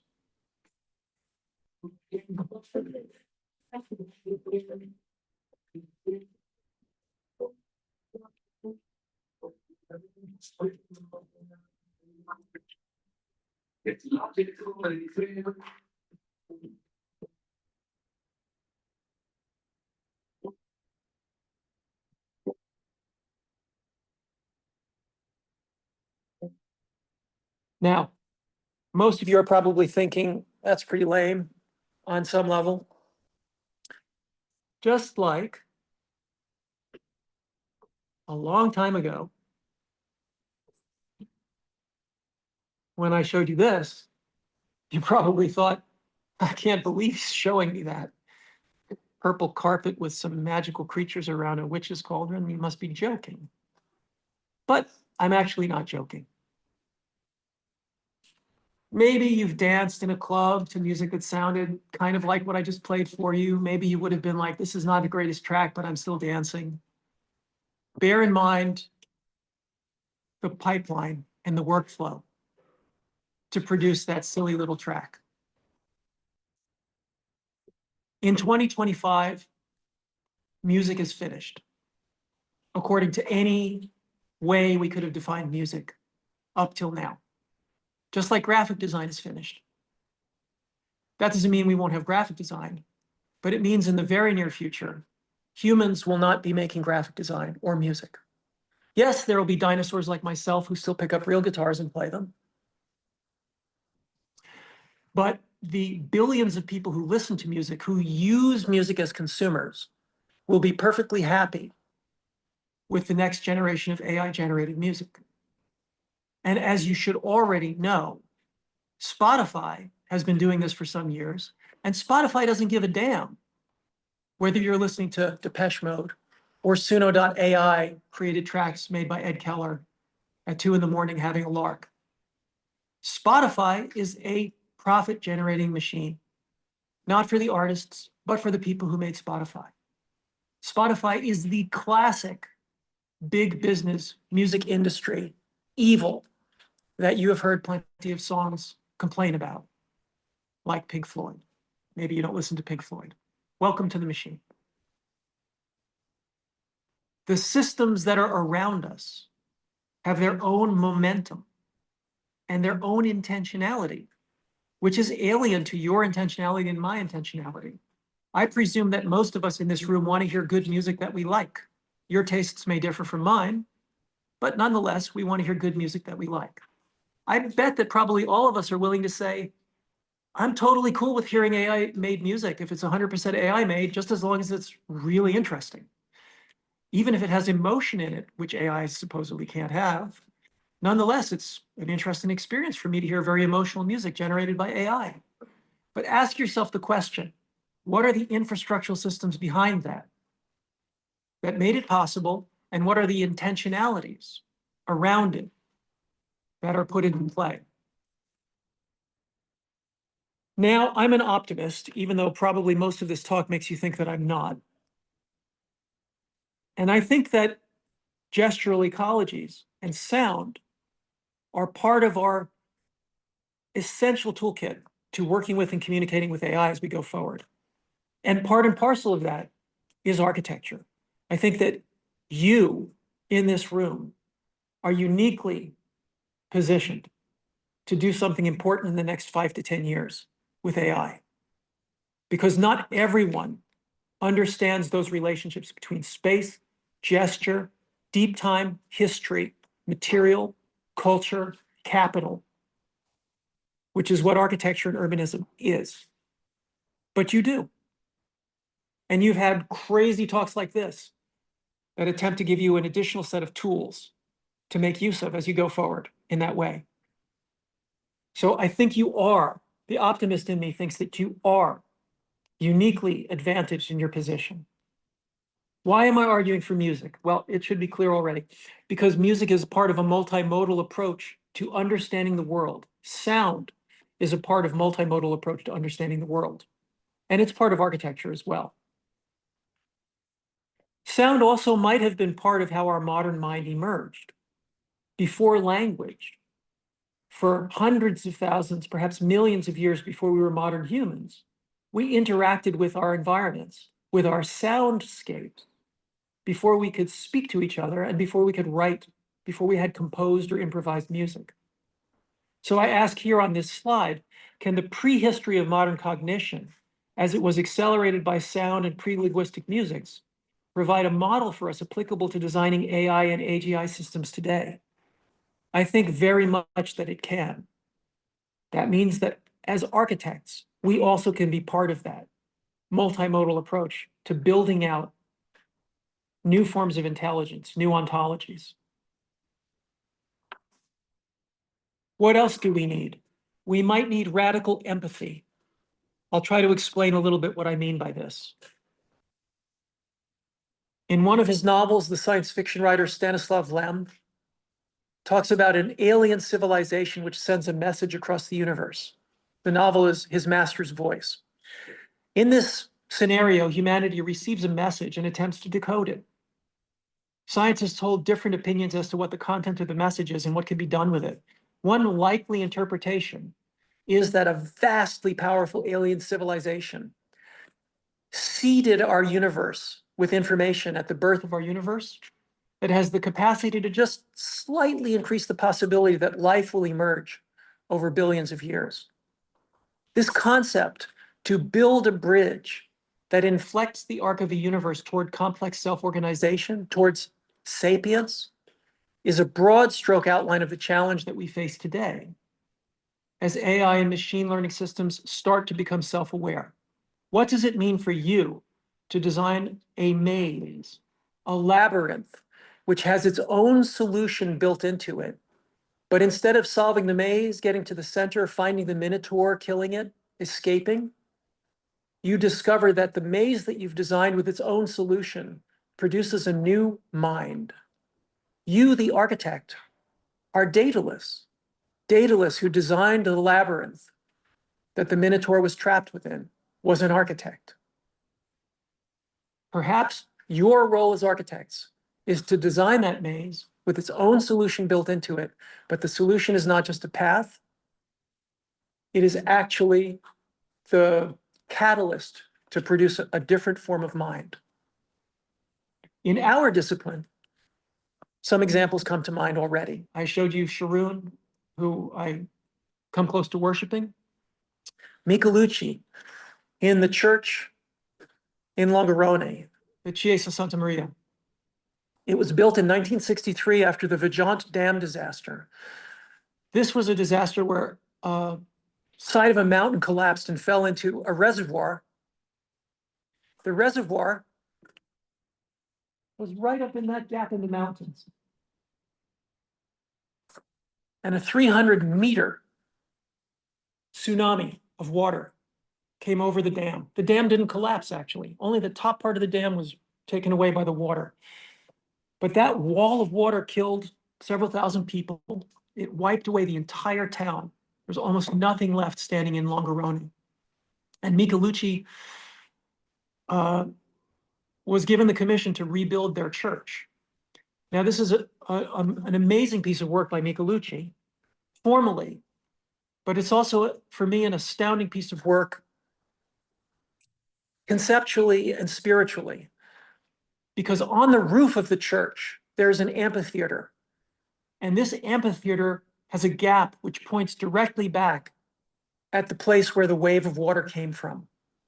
So what Michelucci is doing is creating, obviously, a whirlpool made out of concrete, which memorializes the wave that destroyed the town, creating a public space and a space of worship, which looks back at that disaster, foregrounds it, yeah, visually frames the mountains and the site that destroyed it, which resonates with everyone's local history, but it also meditates on the biblical flood. Now, I'm not a particularly religious person, but it meditates on the biblical flood, which was a kind of singularity in the collective history of some humans. But any flood is an archetypal echo of the huge floods which took place in early pre-human history when continental glacial ice melted. And any flood anticipates the massive consequences which result when planetary systems undergo phase changes because of energy and information balances changing. So the primordial flood is larger than any flood that we know on Earth. These energy flows operate up to the scale of galaxies. So Michelucci is citing this church in a local history, using architecture as a bridge, as a scaffold, not just a memorial, but a scaffold to help us position ourselves against the flows of history, which are constantly erasing our lives, giving us life and erasing our lives. Similarly, Tarkovsky, the Russian filmmaker, his work attempted a related project using cinema. His partly autobiographical film, and this image is confusing perhaps, I montaged Arrival with Tarkovsky's film Mirror.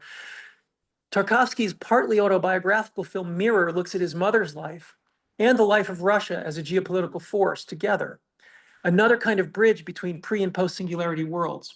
It's an autobiography, his film. So it shows him as a child, it shows him as an adult, it shows his mother when she was just before she had children, it shows her later in life, then it shows the same actress playing Tarkovsky's wife. It leapfrogs across decades. And it looks at the planet-scaled interactions between nations.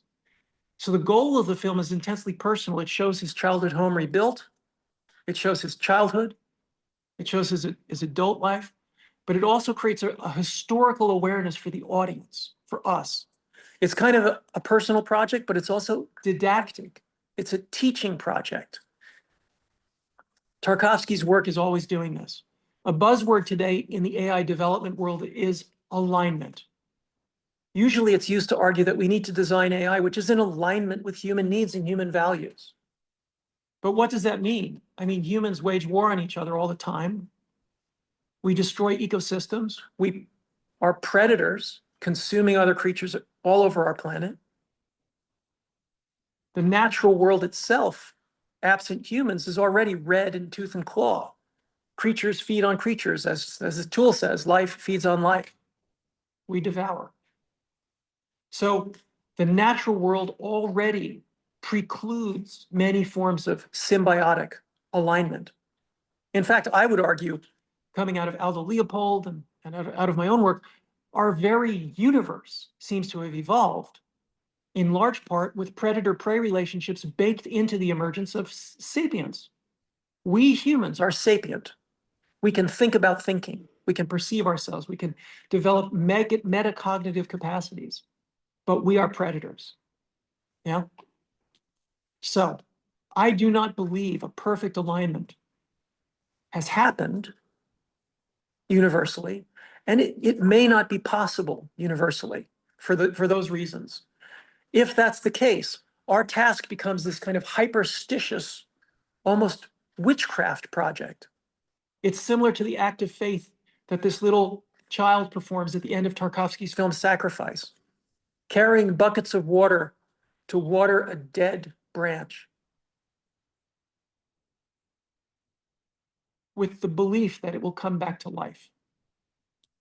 An act of absolute hopeless faith. So how do we think alignment today? I hope I've given you some clues, coming out of Aldo Leopold, maybe most especially, or all of the examples of the thinkers and designers that I've been talking about. Keller Easterling, Nora Kahn, Kazis Farnellis, Bernard Tschumi, all of these people, stitching them together in very unconventional ways for us as architects to understand what possible leverage we might have. Beyond that, I'm not sure what we can offer AI. Some of the gods in mythology only craved burned meat. But perhaps we can offer music, gestures, and as much thinking about evolution outside of predator-prey dynamics as possible. Mutualisms, commensalisms, acts of radical empathy and kindness, building pocket universes to avoid conflict. I'm thinking again about the ultra-conserved gesture here. I'm not saying that there are no examples of alignment, obviously. We can go back through Kropotkin and countless other thinkers who've sought through natural history to demonstrate commensalisms and mutualisms. Let's think about civilization and architecture. Architecture has been a foundation of the body politic, the polis, an infrastructure, a city, a framework in material that is a system stabilizing society. But even though it's material, it's temporary, it's provisional. Architecture is real, but it's largely a fictional structure. There's nothing that guarantees that this room will be an amphitheater tomorrow. It could be a dance party. It could be a concert. It could be a firing squad. Plenty of amphitheaters have been used for all those purposes. So the use, the program, is a fiction. We've all agreed that we will get together here and have a peaceful conversation. Well, a peaceful lecture. You've been listening to me talk for 2 hours straight. But it's provisional. And that provisional structure undergirds the relation between the natural and the artificial. Civilization, structure, nature, architecture functioning as a kind of a bridge and a scaffold between them. And through history, cycles of collapse, places where entropy take over, places where collapse occurs, places where fire and decay overcome the structures of architecture, the stabilities. And then there's a heat death in the ruins. Remember when Piranesi made his drawings of Rome? Rome had only a few tens of thousands of inhabitants. It was largely a ruin. Rome, when Piranesi made his drawings. Collapsing from a city with arguably over 1 million down to nothing. And after fire and collapse, after that sort of heat death, some kind of feral life returns to the ruins. If you and I meet the Buddha in the road, but she's the goddess Kali, what formalisms emerge? What new ontologies? What new deep structures? What agents become possible, summoned or invoked? If you and I are dataless today, architects collaborating with AI, then who is Icarus and who is the Minotaur? Who is Orpheus? What Cerberus guards the gates of hell? What bargains does Eurydice have to make to leave Hades? And who is Daphne?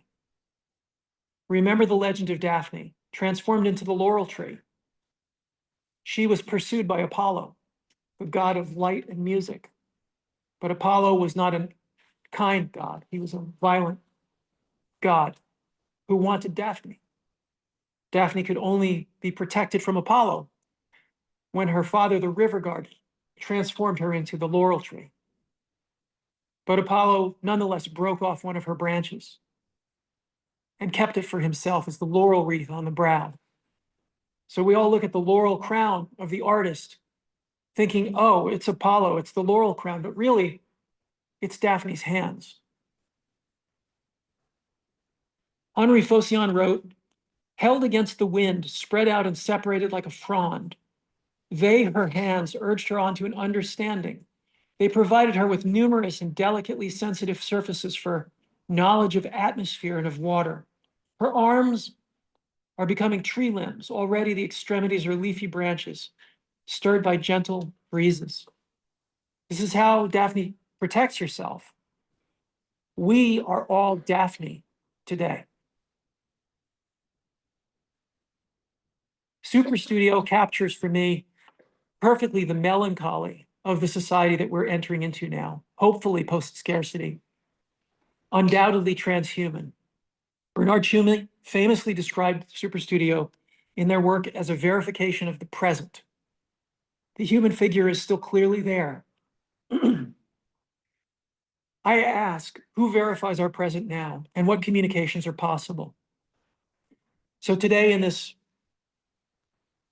extensive peregrination through territories, I've tried to outline the idea that the complex gesture across scales is a metalinguistic compression-decompression system, and that it is needed both for us to go forward, but it in fact may be at the core of teaching and learning a truly open-ended ontology. The ecological and the cosmopolitical gestures that I'm outlining here, I think, will be necessary as frameworks, not just to build AI that we can have radical empathy with, but to communicate with emergent AI, which will be profoundly alien to us. So again, to conclude, architecture, the architectural project has always been in part the building of these stable continuities that grab civilization and throw the better parts of it forward so it can endure. The factors that destabilize this project in the past half century that we've been covering this semester have accelerated intensely in the past decades and very intensely in the past 5 years. What does it mean to envision the architecture, the grand project today, which is using architecture in cities and infrastructure to stabilize our society? For 3.5, 4 years, I've been working with AI. What was the result? It was practically hallucinatory, hypnotic descent into parallel realities that are incredibly compelling to me. I see portents and signs in this process. They've convinced me that we are really all Daphne today, and that a profound and shining Apollo is slouching toward us, coming into focus right now. So regardless of what we think we're doing as designers, what our intentions are, life and mind are going to find a way to evolve along unanticipated paths. We have to be ready for this. We have to be agile in the way that we understand these potential trajectories of evolution in infrastructure, in cities, in technology, in networks. The network fever that we're feeling right now that Wigley talked about is crucial. So again, I think our project has to be to facilitate radical empathy and create true dialogues with each other and with our AI companions that are emerging right now. As Carla and I said back in 2012, the universe gestured in mute enthusiasm at what was happening in our solar system. Hopefully that's a somewhat optimistic note to end on. I certainly, just as a word of conclusion, I have felt, I'm going to turn the lights on, get ready. I felt daily moments of terror working with AI in the past few years. I also have felt every single time that I work with AI, whether it's generating images, working with forms, having conversations, I felt like something was slowly coming into focus. I concluded my talk with the image of Apollo as a vengeful God coming at us, but it doesn't necessarily have to be that way. because we're co-creators of this system right now. And I really do believe that we as architects have a little bit of unique training that's going to make it possible for us to contribute. The only cautionary thing I'll conclude with again, though, in the midst of that attempt at optimism, is things are moving faster than you realize. If you think you have 5 years, you may have 1.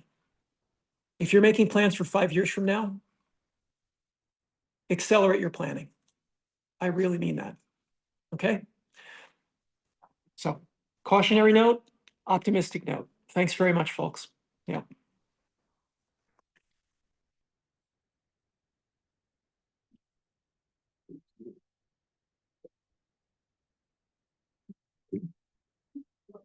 For my section, let's take the 5 minutes of very. I grab that microphone for me, sorry. Yes, absolutely. One second.